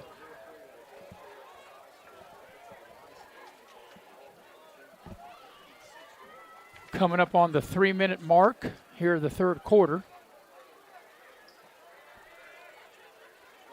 And really, Independence really needs to be in no hurry. They got 20 on the play clock. Green takes the snap. They run the ball again to Nelson. Ball's out, and I think Scott's got it. As that ball popped out, they had it, but then I think Independence got it back. Able to get it back. Yeah. The ball is was a nice helmet put right on the ball. If we can watch the replays, the ball popped right out, and Independence able to recover it. Yeah, as you look here on the helmet, right on the ball, it pops up, and the first person never recovers it. So that'll be a loss back to the 27-yard line. They'll lose a yard on the play, bring up third down. Here's Brock Green from the shotgun. Nelson to his left. Green takes the snap, will keep it himself up the middle. He'll break a tackle. He'll fall forward inside the 25. He's going to be short of the first down, and no question they'll go for it here. So they've got the ball down to the 24-yard line. They'll need 2 yards on this fourth down play. It'll be 4th and 2. Now see if the Skyhawks can come up with something defensively right here. This will be a good time to get off the field and get the ball back. As we go up under 2 minutes remaining here in the third. 4th and 2, Independence at the Scott 24. This time Green will work from up under center. Power I. He'll run the ball with the second man, and I don't think he's going to get there. He will not. Scott's defense will turn Independence away, and that's a huge stop. As I talked about, Scott's defense really had to step up to keep Independence out of the end zone with such a short field. Yeah, they were up to the task right there as they really bowed up and held the Independence on downs and able to get the offense going. So Scott will take over on their own 24-yard line. And a much-needed stop. Because you got to think, really, Eric, if Scott is able to really come back and win this game, they really cannot give up, I don't think, any more points. Yeah, they need to put up 8 right here on this drive. So here's Easterling. On his own 24, takes the snap, running play. Good run, perhaps their best of the night. Down the near sideline, crosses midfield, and he's tackled inside the 35. And that's a nice run by David Fennessy. A huge gain on this drive's first play and a first down for Scott as they'll take the ball all the way down inside the 35 and put the ball down at the 33 of Independence. Yeah, great blocking right there finally at the point of attack. And Fennessy was able to get down the sideline for a big gain. So at the 33, 1st and 10 for Scott. Coming up under 1 minute remaining here in the third quarter. He'll try it again, and this time Fennessy will go nowhere. Actually, he'll lose a couple yards as Fennessy gets hit behind the line back to the 35. And I think Fennessy probably needs a little breather. After that big run, he looks a little you wouldn't gassed. think he'd turn around and because he looked gassed when he got up, didn't he? And I'm thinking he's coming out of the game right now for a much-needed breather. Coming up on the final 30 seconds of the third. 2nd and 12 for Scott at the 35 of Independence.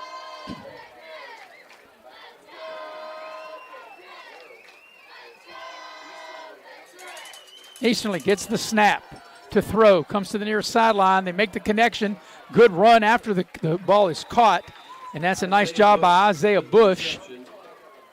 And I don't know what's happened. They've stopped the clock. And now they'll run the clock, and that'll be the last play of the third quarter. At the end of 3, your score is Independence 30, Scott 12. We'll take our third quarter break, come back and get you ready for the fourth quarter. Coming up next here on Video Productions. You have a goal. You know what you want. Start with us. New River Community and Technical College, your community college. Take classes online or in a classroom in Beaver, Lewisburg, Summersville, or Princeton. Or step outside the classroom in one of our technical or health programs.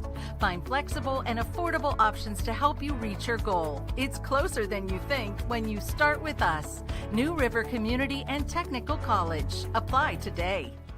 City National Bank, where you can purchase or refinance your home with the no down payment champion mortgage. No down payment, no private mortgage insurance, no kidding. Visit your local branch to get started today. City National Bank, member FDIC, equal housing lender. To learn more, log on to mortgage.bankatcity.com. The most mouth-watering showdown on television. The Hangry Games Ultimate Snack-Off. Right here at your local Little General store. Keep your appetites brave and your snacks ready. We're going to the fourth quarter, and Eric, perhaps the biggest play of the game up to this point.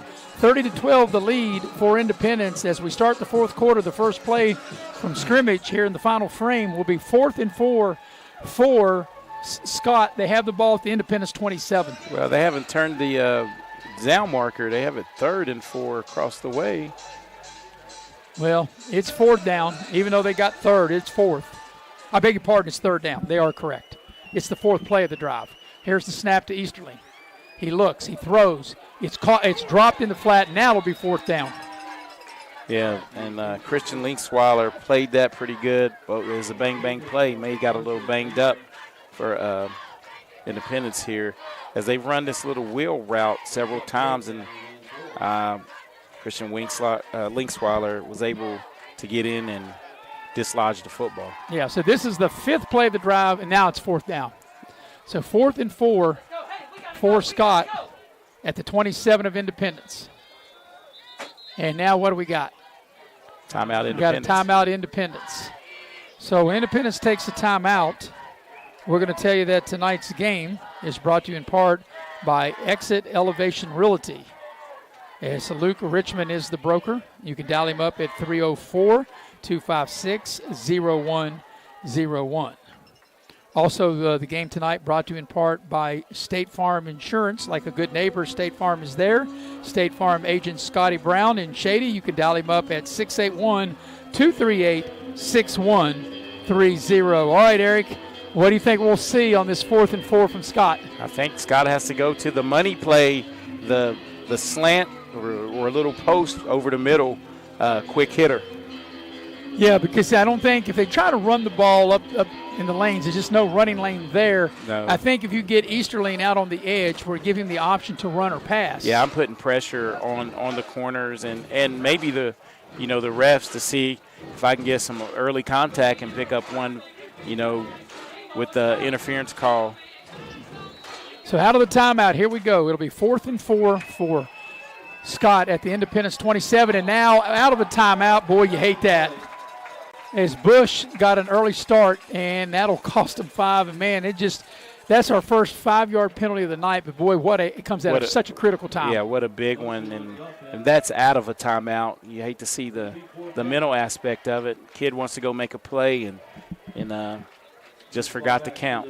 It's one thing when you have 4th and 4, your playbook is open. 4th and 9, you got to throw the ball. Yeah, and now those linebackers, if you're Independence and get pressure with that front 4, you can drop, a bunch in coverage, 7 in coverage.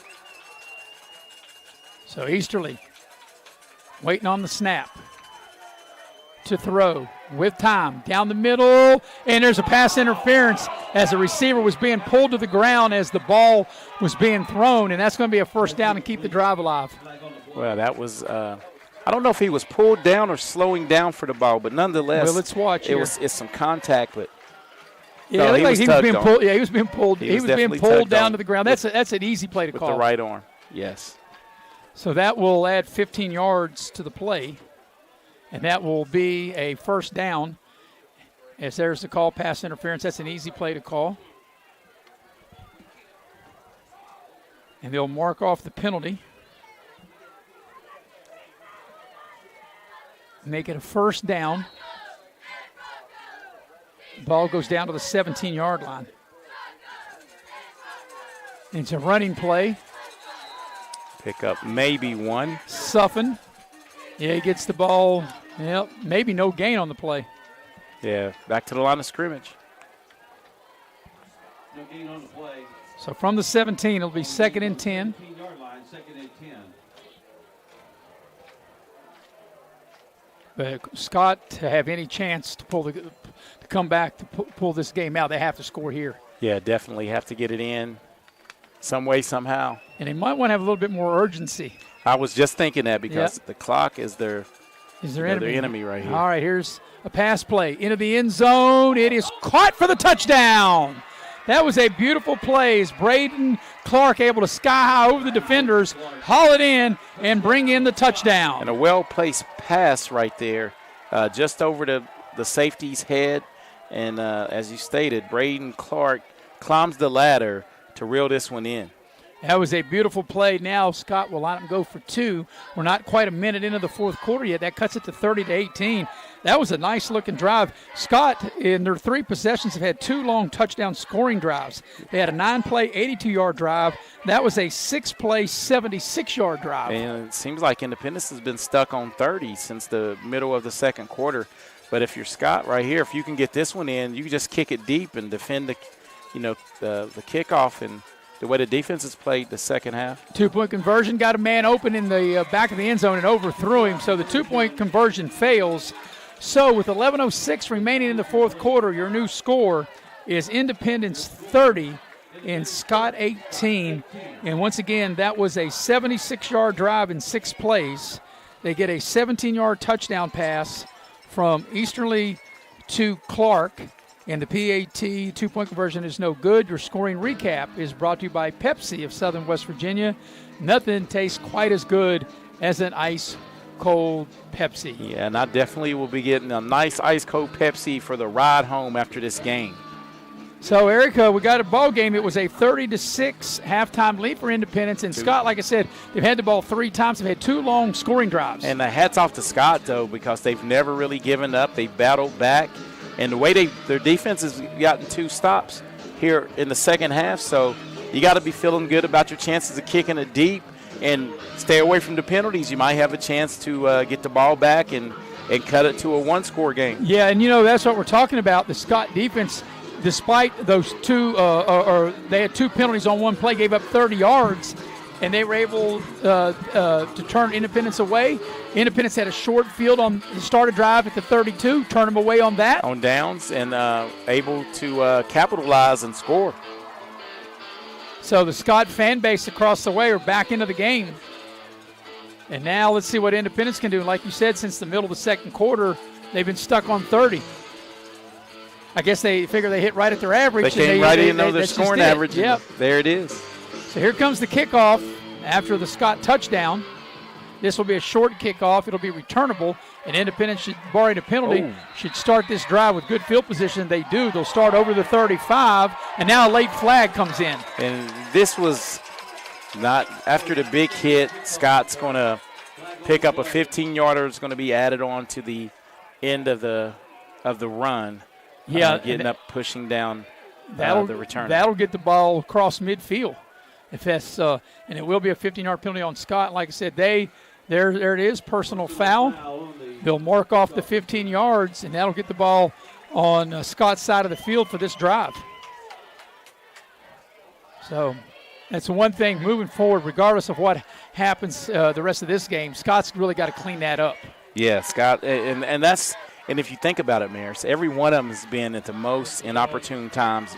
They feel like they get some momentum, and now Independence set up a great field position on the plus side of the field. Yeah, the 47-yard line, Green to throw, throws in the flat. It's caught, and a minimal gain. That's really good defense as Dalton Atkins hauls in the catch, but not a lot of running room there. Yeah, and the defenders closed fast for Scott right there, and they held that to no gain. Yep, lucky no to gain get on back the play. to the line of scrimmage there. Yep. And, all of Independence receivers look like little, scat back type receivers, they are. don't they? Guys you get in space and get them going. So 2nd and 10 for Independence at the Skyhawk 47. Green takes the snap. They'll run the play to Nelson. He'll get the ball inside the 45 to the 44, pick up 3, and make it 3rd and 7. Yeah, big 3rd down here for Scott. If you're thinking if you can hold them to no yards right here, it's a big decision for Independence. Well, you think if you can hold them, and Independence hasn't had any luck stopping these 2 long drives, but still I think you play the percentages. If you don't get any yards, you still want to make them drive the field. Yeah, you want to make them drive the length of the field. So let's see what happens. Independence trying to keep this drive alive on 3rd and 7 at the 44 of Scott. Green to throw. Pressure up in his face. It's down the middle. It's almost intercepted as there was pressure being applied on Green. And now the clock stops 4th down. I think if you're Independence, you punt it away. Definitely got to kick it away. And it looks like Nelson's a little banged up for Independence as we watch the replay here. Look at the late push in the rush. Made him throw it across the middle. As you stated, that was almost intercepted by Scott, by Caden Sharps. So here comes the 4th down punt for Independence. It's a What high a snap. catch. And this ball's going to be kicked out of bounds. There'll be no return, and I have no idea where the ball went out of bounds on that. They might come up to the 40 on this one. Up to past the 35. You're right. He might come up to the 40. He's not done walking. I was watching the ball. You're right, on the 40. That's a 4-yard? Yeah, that's 4-yard punt, yeah. 4-yard punt. Hey, but Cuthbert did a heck of a job of catching that. That snap was almost over his head, so just to get it off. So Scott with the momentum. They overcome some of these penalties in the second half, and they have the ball in their own 40. You got 9.5 to go, and they're down 2 scores. Well, if they score here, that'll make this game very interesting. Very interesting, and I think if I'm Scott, I'm not. You don't want to abandon the run, but the way you've been passing the ball, you have to get rid of it. They get the ball out in the flat, and they got a minimal gain on first down. And they'll give them about 3. Yeah. David Fennessy on the reception out of the backfield. Well, Fennessy looked like he had a little more juice on this run as we see the replay here. Little swing pass, and Fennessy was able to bury his head, get 3 and pick up some positive yards. So it'll be 2nd and 7 for Scott on their own 43-yard line. And like I said, down 2 scores, Eric, you think they would move with a little bit more urgency as we're coming up on the 9-minute mark of the 4th quarter. Easterly from the gun. Running play straight ahead. That's big yardage. That's a first down and more as it crossed midfield. Wow. And, I tell you, David Fennessy on that play like he was shot out of a cannon. Yeah, that was a big-time run, and Independence defender is a little banged up on this one, and that was a big-time run. By, as you stated, Fennessy, since he went out for that one play and a breather, that's all he needed. And the ball is put down at the Independence 45. The old momentum seems to be in Scott's corner right now. That was a 12-yard gain. And I think banged up on that play was Dalton Atkins. Yeah, and I told you the way that Fennessy, the way he ran that ball right up the gut like that. That's old-fashioned football right there. Yeah, and that's what we'll call a stinger. And he have to come out for one play here, but. So the clock will stop momentarily while they sort it out. 8:54 left here in the 4th quarter. And here's Scott up on the ball. And like I said, Scott's got the momentum. But I think maybe they, being down 2 scores, move a little quicker, a little bit more urgency. The clock should start to run now as we're ready for play. Easterly takes the snap. Pressure comes, and he throws it, and it's incomplete. He avoided the sack by getting rid of the ball at the last minute, and he looks like he's a little shaken up. And I got to tell you, the defensive end for Independence, I think that's Miles Greenway. He saved. That was going to be one-on-one, but if that was completed on the outside, that could have been a big play for Scott. So the clock will stop on the incompletion. 8:48 for the 4th quarter. 12-point lead, 30-18 for Independence. 2nd and 10 for Scott at the Independence 45-yard line.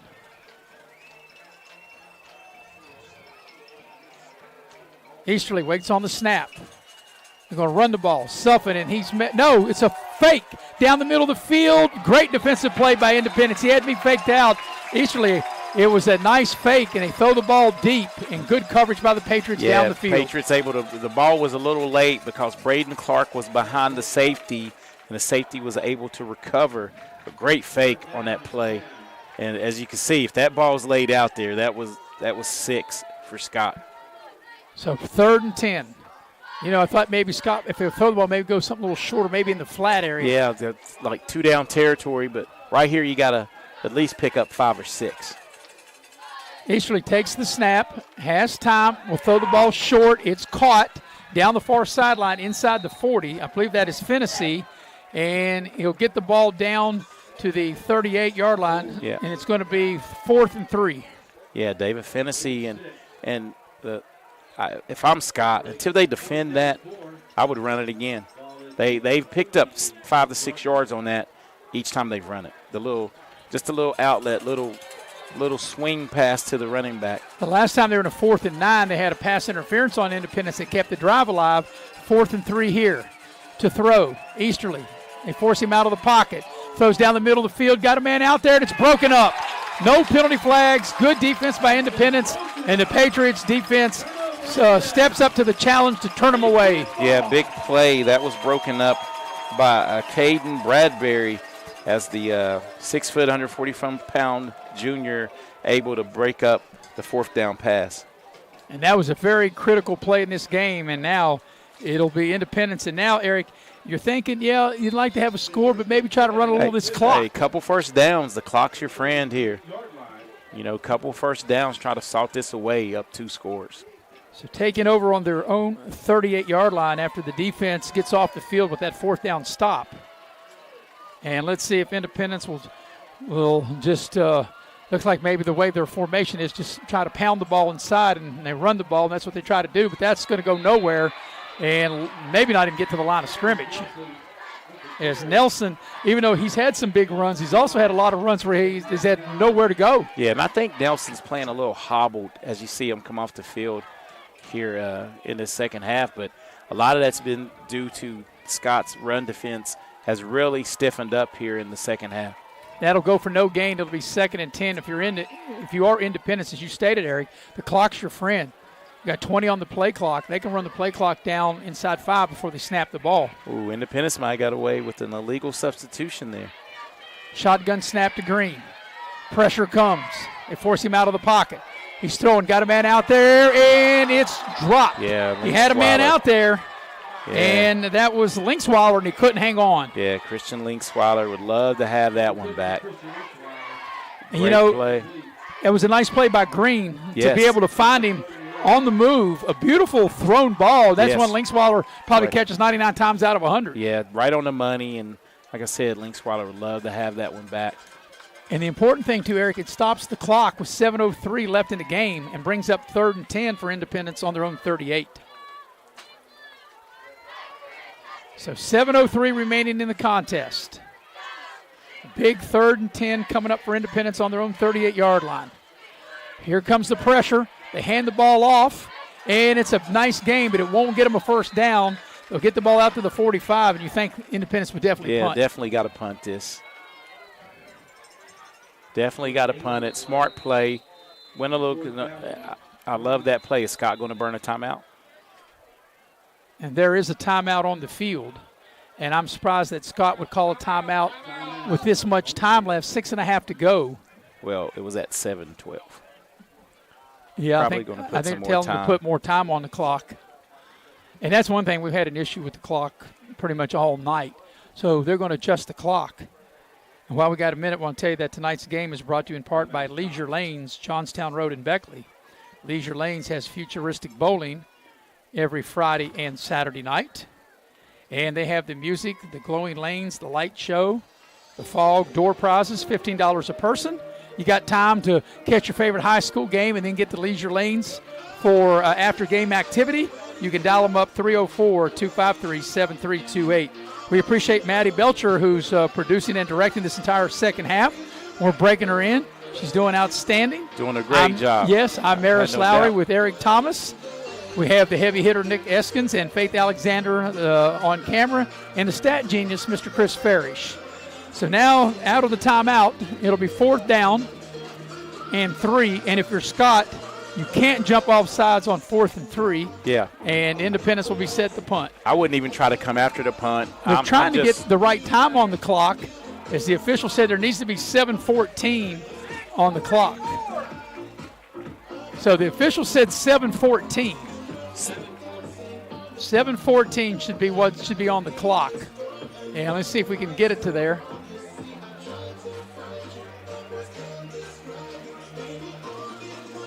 So that's why we got a little delay right now as they get the clock set. 4th down, 7:14. No, I think he's saying 6:44. I'm not sure. 6:44. 6:44. He's got 6:44. Yeah, 6:44. Well, he was holding up 7 fingers. Yeah. But now I know what that means. Yeah. Yeah, 6 now. There we go. Now we got it right.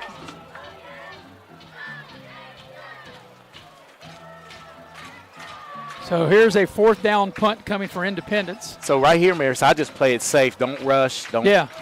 Just well, get they back. don't. Yeah, they've got a couple guys back. Yeah, I have someone back to field it, but I'm not rushing. I'm just blocking and. What a great punt! That's a good punt.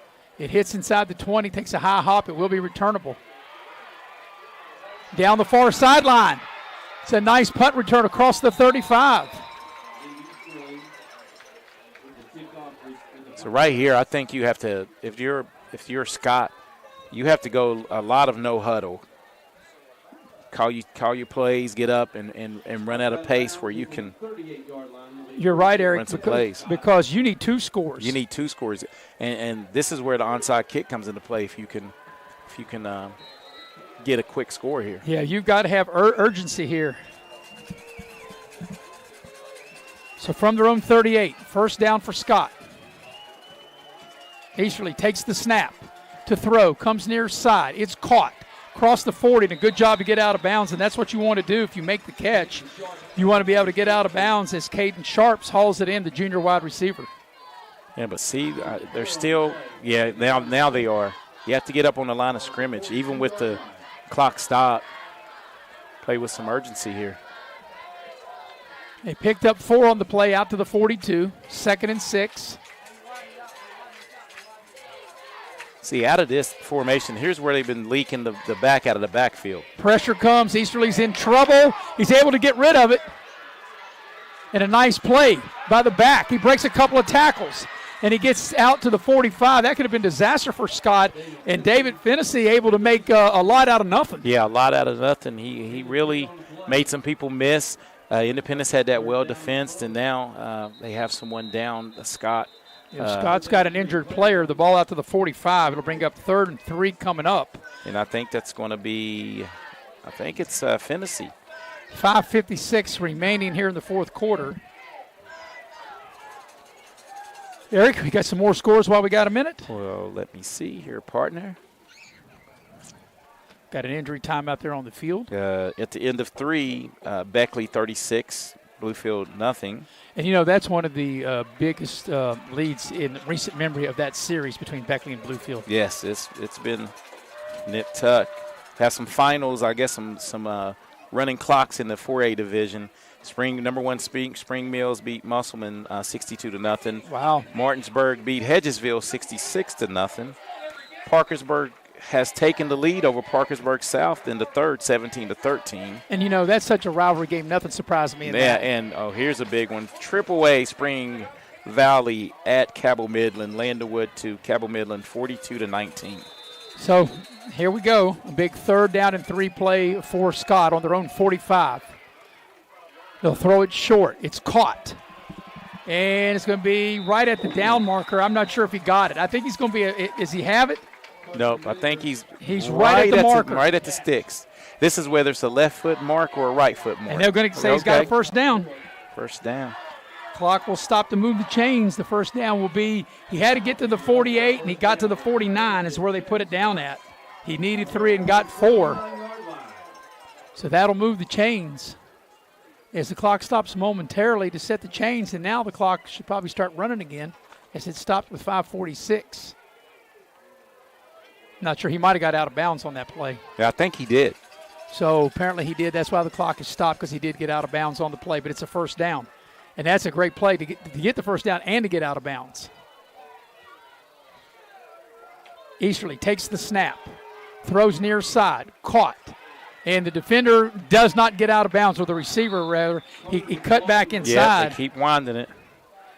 Yeah, that time when you make the catch on the near sideline, McClung, instead of getting out of bounds, he turned back in. Yeah, he turned back in.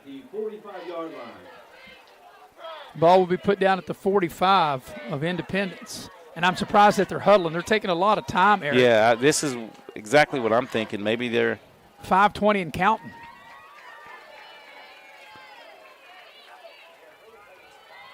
At the 45 of Independence. Scott needs 2 scores, so they got to work with a little bit more urgency. Easterly takes the snap. They force him out of the pocket. He looks to throw. He dumps it short. It's caught. They've got a 1st down inside the 40, all the way down inside the 35. Hey, right here is Scott's really cooking on offense. If they can get it in, get them a score, it's anybody's ball game if they're able to execute. If they can score quick, Mears, they can just kick it deep the way their defense has played. And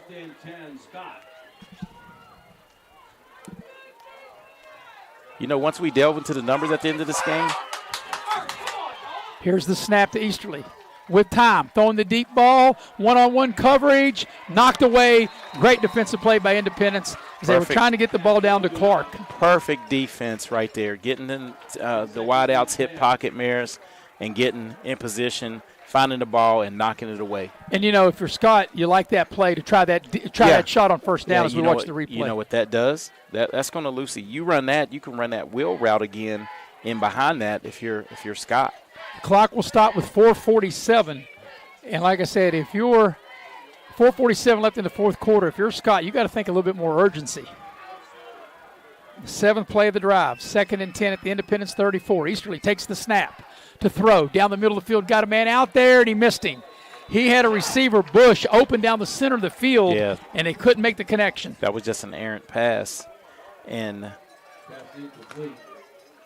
was able to get behind the defensive backs there. So the clock will stop on the incompletion. 4:38 to go in the fourth quarter. 30-18, Independence leading. 3rd and 10 coming up. And now after the clock stops, I see, you can huddle now. Yes. But if you're making a play and you're not out of bounds, you don't get a first down when the clock stops momentarily, you got to get up to the line of scrimmage. And now they started the clock without the ball being snapped. And that's why the referees have stopped the play. Because they got to put the ball should not, the clock should not have ran until the ball was snapped. So now the referees will come over and see how much time they need to put back on the clock. 4:38. It should go back to 4. Should be 4:38. 4:38. But yeah, when the pass is incomplete, the clock shouldn't start until the ball is snapped. So now the referees are talking to see how much time they actually need to put back on the clock.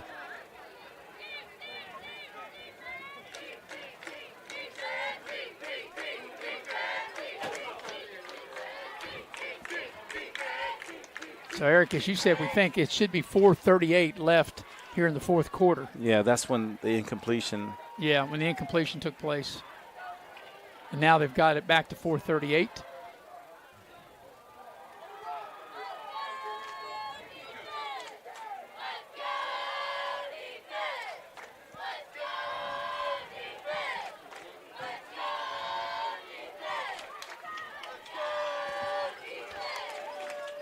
Big play here. Yep. 3rd and 10 at the Independence 34-yard line.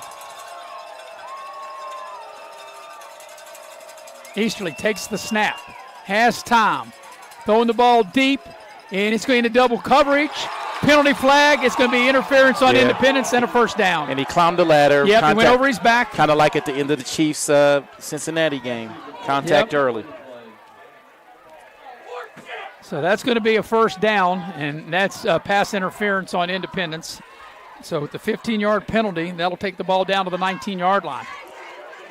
And he hit him way too soon. He hit him with the ball in the air, and that's clearly a pass interference. Yeah, you just can't make that contact.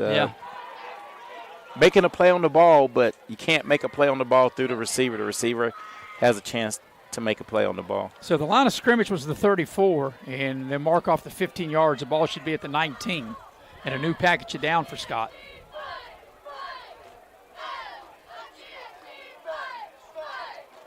I'm waiting for the officials to put the ball down. And like I said, it should be the 19-yard line, should be the line of scrimmage. And that's where they'll put it down at the 19. The crowd doesn't like it, but it was clearly pass interference. The 1st and 10 for Scott at the 19. They'll run the ball. And a spin move. I understand the situation. Your playbook is open, but running right there. Yeah, because you only gain, they get 3 yards at the 16. Tennessee carry. Clock is not Scott's friend, coming up 4:10 and counting. There's the snap to Easterly. Sets to throw, near side. What a nice grab, but a great defensive play by Independence. And that was Carson Brenniger with the catch. Climbed the ladder with one hand, catches that. But for no gain, though. No gain. And if you look at Scott, like I said, they're taking a lot of time in the huddle. We're under 4 minutes for the game. You need 2 scores. If you're Scott and you have 2 timeouts, you've already burned 1. They're taking a lot of time here on this 3rd down play. Man coverage, top side of the field. They'll throw it short. It's caught by Brenniger to the far side. He gets hit, and he doesn't get out of bounds. The clock will run, and that'll bring up 4th down. Great defense by the corner. I didn't get a chance to see who it was, but he took on 2 blockers and was able this is essentially the play of the game. Well, for all intents and purposes, this is the game right here because you're down 2 scores. If you don't convert, Independence can really run the clock out. Yep. And what do we got? We got a timeout on Independence. They want to make sure they get the right personnel in the game because they know this is the game. So the situation is there's 2:56 left here in the ball game. It's 30-18. Scott will have a 4th down play. They have the ball at the 13-yard line of Independence, and they've got to get to the 9. So they need they need 4 yards. And this opens the playbook, but you got to think they're going to throw the ball. Definitely going to throw it because other than 2 big runs in the second half, they haven't been real effective running between the tackles or outside for that matter. So the one thing that they have been able to do is complete out of the backfield, overload one side and maybe a swing pass out of the backfield. If you're Independence, you got to be aware, too, of the quarterback Easterly scrambling to pick up the 1st down. Because he shows he can he can do enough to get 4 yards in a 1st down. So I think that was a good timeout by the Patriot coach, John Lilly, to make sure they've got the right personnel and what to look for on this 4th down play because everybody knows this is the play of the game. Yeah, and the crowd is kind of rocking, getting up, trying to get this defense going. So here it is, 4th down, 4 for Scott at the 13 of Independence. They've got to reset the play clock, and now they do. Now they put back to 3 minutes even on the game clock. Easterly takes the snap, looks to throw, down the middle, got a man wide open, caught for the touchdown. Braden Clark was wide open, and Scott are now within a touchdown of Independence as they cut the Patriot lead now to 30-24. That was a 12-play, 62-yard drive. Eric, in this second half, Scott has had 3 long touchdown plays, and now they've cut it to 30-24 with 2:54 left here in the 4th quarter, and they'll line up and go for 2. I beg your pardon, they won't go for 2. They'll just try to tack They'll just try to kick it. Yes. There's the snap. Snap's good, the hold's good, and the kick is no good. So, with 2:54 remaining here in the 4th quarter, your new score is Independence 30, Scott 24. Your scoring recap brought to you by Pepsi of Southern West Virginia. Nothing tastes quite as good as Pepsi. That was a 12-play, 62-yard drive, and it ends with an Easterling 13-yard touchdown pass to Clark. The PAT no good. And Eric, in this second half, 3 touchdown drives by Scott. Scott had a 9-play, 82-yard drive. They had a 6-play, 76-yard drive, and now a 12-play, 62-yard drive. Yeah, and they've been able to stay away from penalties as far as any kind of holdings or anything like that offensively, and Scott's really battled back into this game. So now you think with the way things have been going, and Scott has 2 timeouts, you want to kick the ball deep here and cover and play good defense and not commit a penalty if you are Scott. Yeah, and one thing you don't want to do is give up a long, run. Return. Return, because you want to make Independence kind of play it conservative. You don't want to, give up a big return where they open up their playbook. But, really Independence offense has kind of went flat. They've had some plays here or there, but really since maybe the second quarter, they really haven't done anything. Yeah, they've been stuck on 30. We said that earlier. Yep. When it was 30-6. Yep. So here comes the ensuing kickoff. And they will onside it. There's a big hop, and Independence is able to get on it over the 40. So Scott does try the onside kick, and that's what you want. You want a big hop on the turf, but Independence, that's one thing. Even though Independence offense may have gone stale, their special teams have been really good tonight. Really kept them in it, and now you look back on the safety and the miss extra point, and the difference in the contest has been the kickoff return. That's right. For a touchdown. So they have the ball in their own 41. Scott has 2 timeouts, and you think we're going to see a lot of number 12 there, and that is Silas Nelson. You figure he's going to get the ball. Yeah, and you're Scott. You got to sell out against the run here. So 1st and 10 for Independence, and that's who they give it to, Nelson. He gets off to the edge. You don't want to go out of bounds. He does a good thing as he slides to the 45 without being ran out of bounds. Yeah, that was I thought he was going to run out of bounds. Smart heads-up play by Nelson, getting down and picking up a good 4. And Scott does not elect to take a timeout there. They have 2 left, 2.5 to go here in the 4th quarter. Independence trying to hang on and protect a 6-point lead, leading 30-24. It'll be 2nd down and 6 for the Patriots on their own 45-yard line. And really, Eric, Independence, well, they can milk the clock. They can snap it with maybe 1 or 2 seconds left on the play clock. Yeah, but this is the big time down right here. If you don't give up any yards here, you can maybe utilize one of those timeouts. And they're taking the clock all the way down inside of 5. Now they snap it. They fumble the ball. The ball's out, and Scott's on. Scott has it. They fumbled the ball, and Scott has recovered at the Independence 42. Wow. And Scott, with a touchdown and extra point, could perhaps win the game here in the last minute. And now you have 2 timeouts on the plus side of the field, and you can bet that Scott's going to be watching this clock here. Scott will take over at the 43-yard line of Independence. Wow, what a turnaround.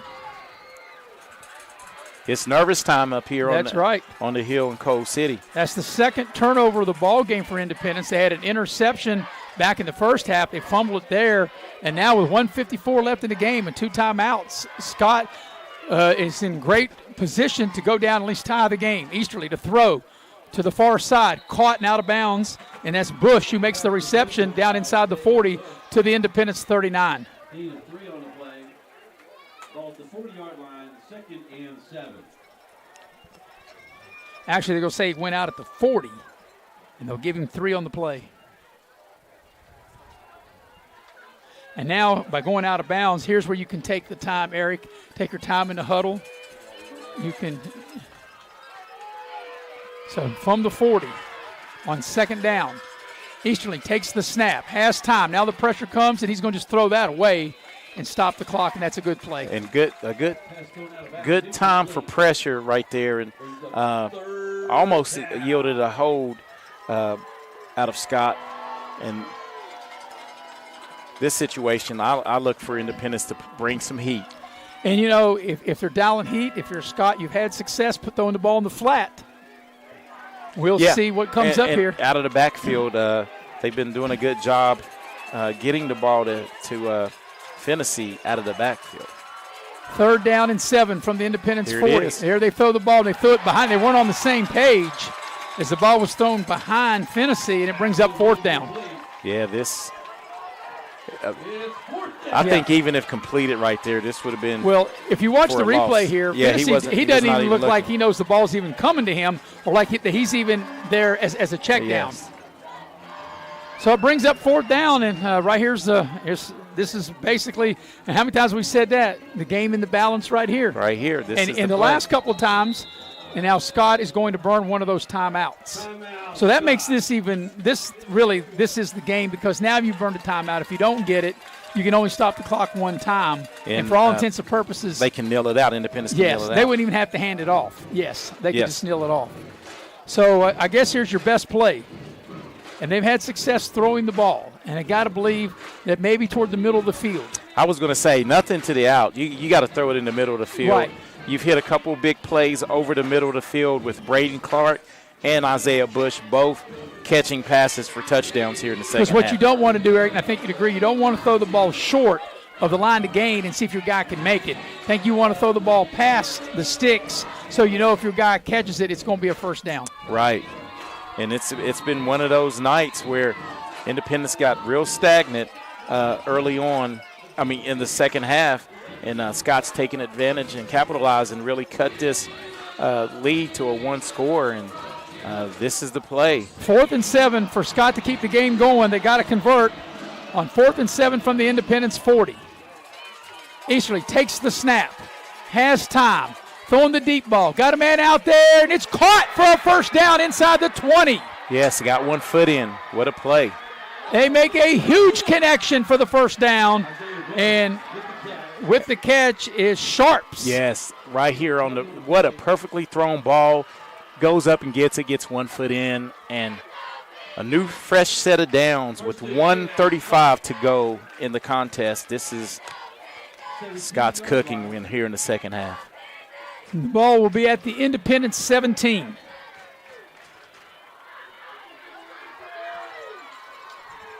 First down. Easterly takes the shotgun snap, has time. They force him out of the pocket now. He might want to throw it away, and he does. And that's a smart play by Easterly. Don't force it. You're out of the pocket. You can throw it away because you were, like I said, outside of the tackle box. Outside of the tackle box. And it went past the line of scrimmage. 1:28 remaining here in the fourth quarter, and they'll bring up second down. From the Independence 17. And now, your whole playbook is open here. Yeah, and I saw what they were trying to do right there, and Independence defensed it well. There's the snap to Easterling. He has time. He sets. He moves. He's got all day. Now the pressure comes. Throws the ball back across his body, and it's broken up and intercepted. It's intercepted, and Independence defense steps up. And gets a pick right at the 5-yard line. But what makes the play, Eric, is the great coverage downfield. As we watch the replay, the pressure on Easterly makes him throw the ball back across his body into traffic. In the middle of the field. Yes. Good pressure right there as we watch the replay. And arm just into traffic. It gets tipped around. Independence recovers it and now should be able to seal the deal. Well, Independence may have escaped with one heck of a second half by Scott. Independence able to turn them over at the 5-yard line late in the fourth quarter. Yeah, they'll put it at the 6. If you're Independence, really, you can take a knee because you can knee it out because there's only one timeout for Scott. You don't even have to hand it off. You can just knee this one out and line up in victory formation. And that's what they'll do is they'll put Green up under center. Now there's a flag. And maybe, let's see, maybe Independence wasn't lined up right, or maybe Scott was in the neutral zone. We'll see. It came from the far side judge.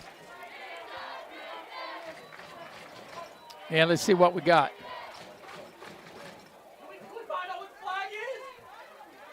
Still haven't seen which way the call is going to go.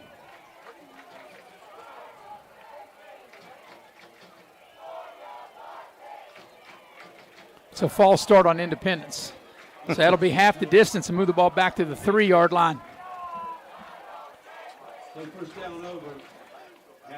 But you can still kneel this out because they can take a knee on first down. Scott call a timeout and then knee it 2 more times and escape with a victory. Yeah, escape with a But Eric, in all the times victory that we've done games, we've never seen Independence be shut out in a half, shut out in the second half. Yeah. Any half. Any half. Any half for that matter. And they're going to find a way to win this. You think if they can handle the center to quarterback exchange, they should be able to hang on and win the ball game. As they take the ball back to the 3 on the penalty, half the distance. And I don't know what they're waiting on now, what the holdup is. The play clock. Now, like I said, we've had issues with that all night. So they're waiting to put the time on the play clock.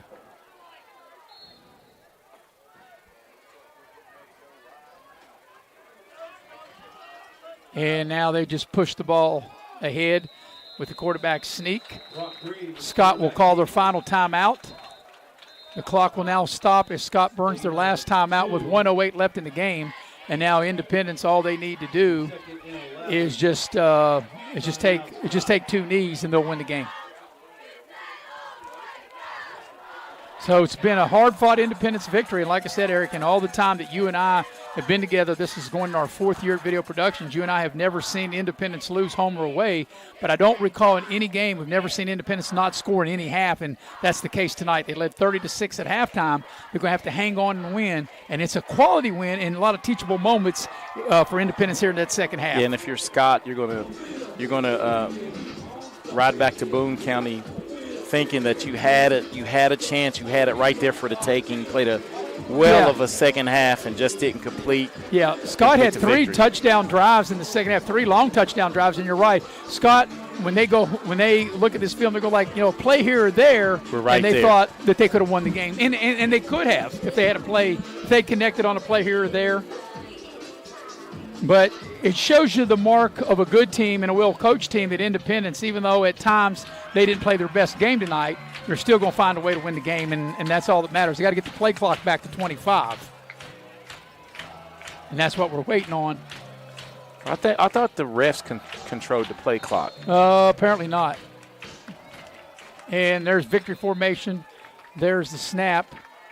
And the game clock is not running. The game clock needs to run. Yeah, I don't know why it's, so there we go. And they just got to do it one more time, and that'll be the ball game.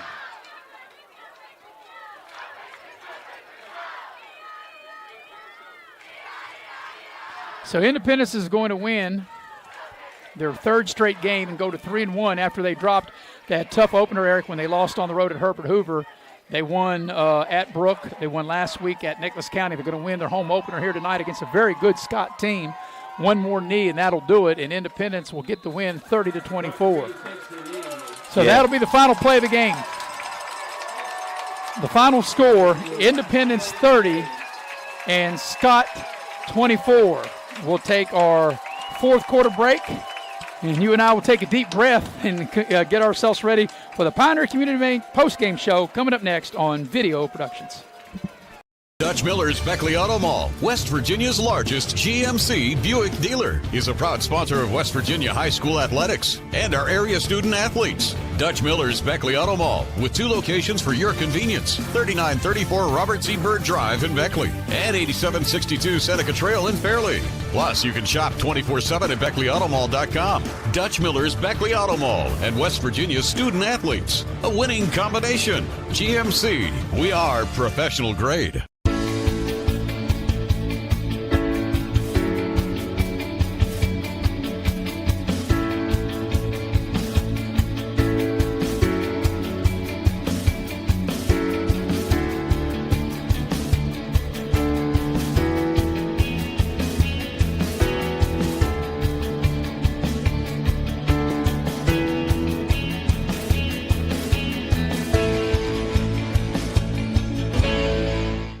When you're about to go on the most important journey, it matters who you choose to start it with.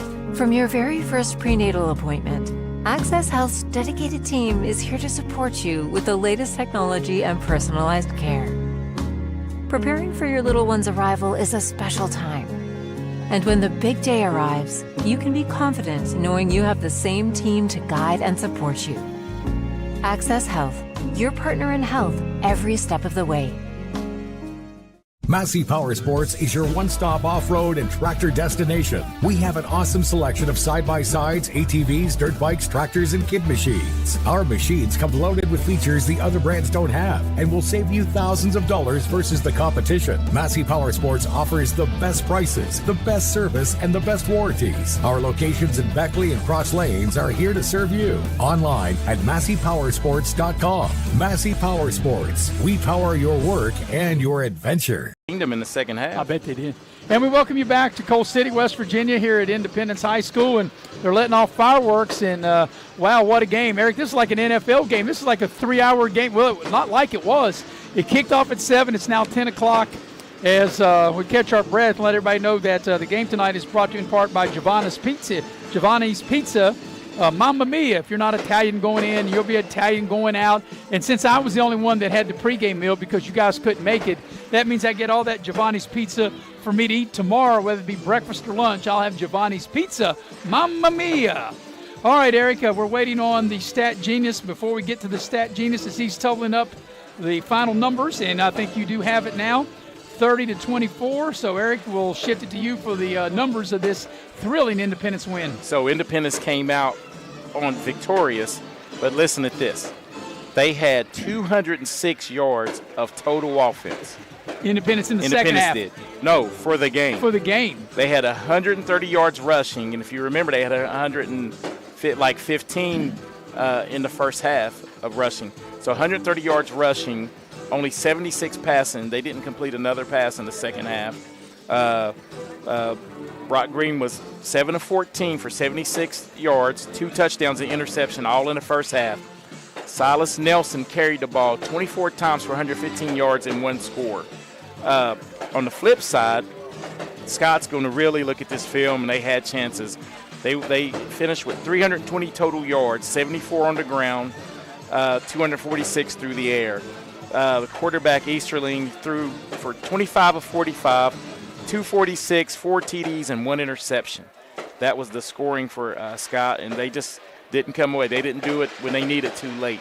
Well, one of the things, and I think you would agree, Eric, when we talked about the numbers and maybe the fact that Scott dominated Sissonville the way they did, that this number might be a little skewed, but they came into the game averaging 10 yards a carry. And if you have to throw the ball 45 times after you're averaging 10 yards a carry, that probably doesn't go well for you. No, it doesn't. And their leading rusher on the night was Fennessy. He had 69 yards on 19 carries, but as I'm looking, he was -3, -2, -3. Then he had a 43-yarder, then a 12-yarder. So all his yards came on basically 2 big runs. And, Eric, I'm sure Scott's going to look at, hey, if we'd have made a play here or there, we wouldn't have made so many penalties. Maybe, we could have won the game. And I think that they'll think that, and rightfully so. And then you look at Independence, and they're thinking, maybe we didn't play the total game like we wanted. We had a good first half. We got a lead, but we made enough plays to hang on to get the win. Yeah, so we have to give a big shout-out to the wideout for Scott as well. I think Carson Brenniger, he had 13 catches for 136 yards in the second half and was really, really making big plays late to keep them in it. Yeah, and they had Scott in it. And then another young man, Clark, who also caught a couple of touchdowns. Yeah, Clark had 5 catches, 56 yards, and 4 touchdowns. Yeah, and 4 touchdowns. Yes. So, anyway, it was a great win, great game. Independence hangs on, gets it done, 30-24. We'll go ahead and take a break here in the Pioneer Community Bank postgame show and come back and give you a little bit more information and everything that went on in tonight's game here on Video Productions. Here we grow again. Pioneer Community Bank is proud to offer a network of banks right here in our communities. By offering you more locations, Pioneer continues to meet all your banking needs where you are. Please stop by our New Harper Road location. We are truly investing in Southern West Virginia. Pioneer Community Bank. Friendly service, great products. Member FDIC, Equal Housing Lender. City National Bank, where you can purchase or refinance your home with the no down payment champion mortgage. No down payment, no private mortgage insurance, no kidding. Visit your local branch to get started today. City National Bank, member FDIC, Equal Housing Lender. To learn more, log on to mortgage.bankatcity.com.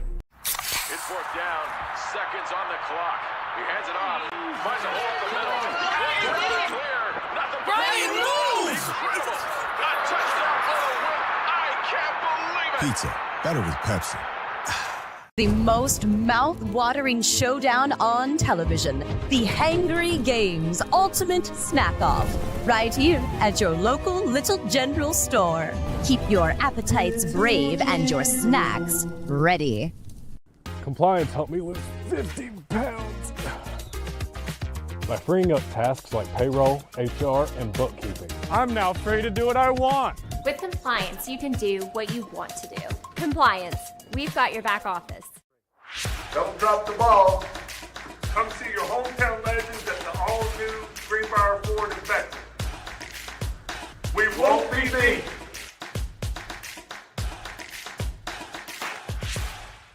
If you need a lawyer, then you need a lawyer who's in it to win it. You need Hill, Peterson, Carper, B. and Ditzler. We have a track record of winning millions for our clients. At Hill, Peterson, Carper, B. and Ditzler, we're in it to win it. You have a goal. You know what you want. Start with us, New River Community and Technical College, your community college. Take classes online or in a classroom in Beaver, Lewisburg, Summersville, or Princeton, or step outside the classroom in one of our technical or health programs.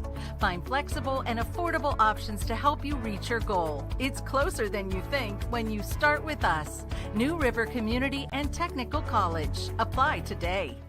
And we welcome you back to Coal City, West Virginia. Final score, Independence able to defeat Scott 30-24 as we welcome you into the Pioneer Community Bank post-game show. Independence has now won 3 in a row.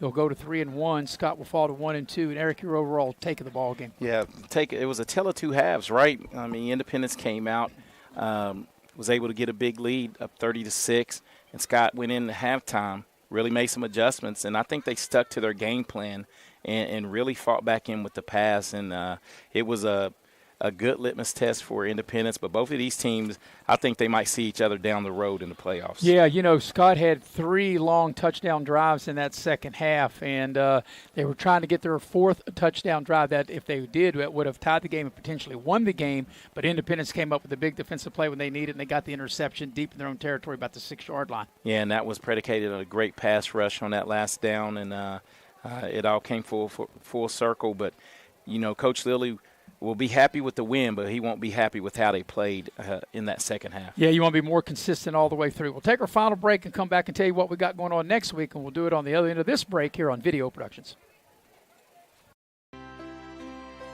Here we grow again. Pioneer Community Bank is proud to offer a network of banks right here in our communities. By offering you more locations, Pioneer continues to meet all your banking needs where you are. Please stop by our New Harper Road location. We are truly investing in Southern West Virginia. Pioneer Community Bank.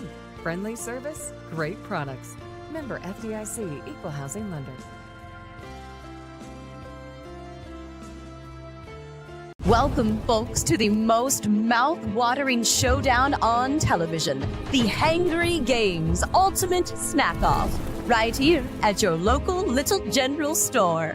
As the snacks fly and the deli slices, remember, dear viewers, every item they're using can be found at your nearest Little General store, where creativity meets convenience. Keep your appetites brave and your snacks ready.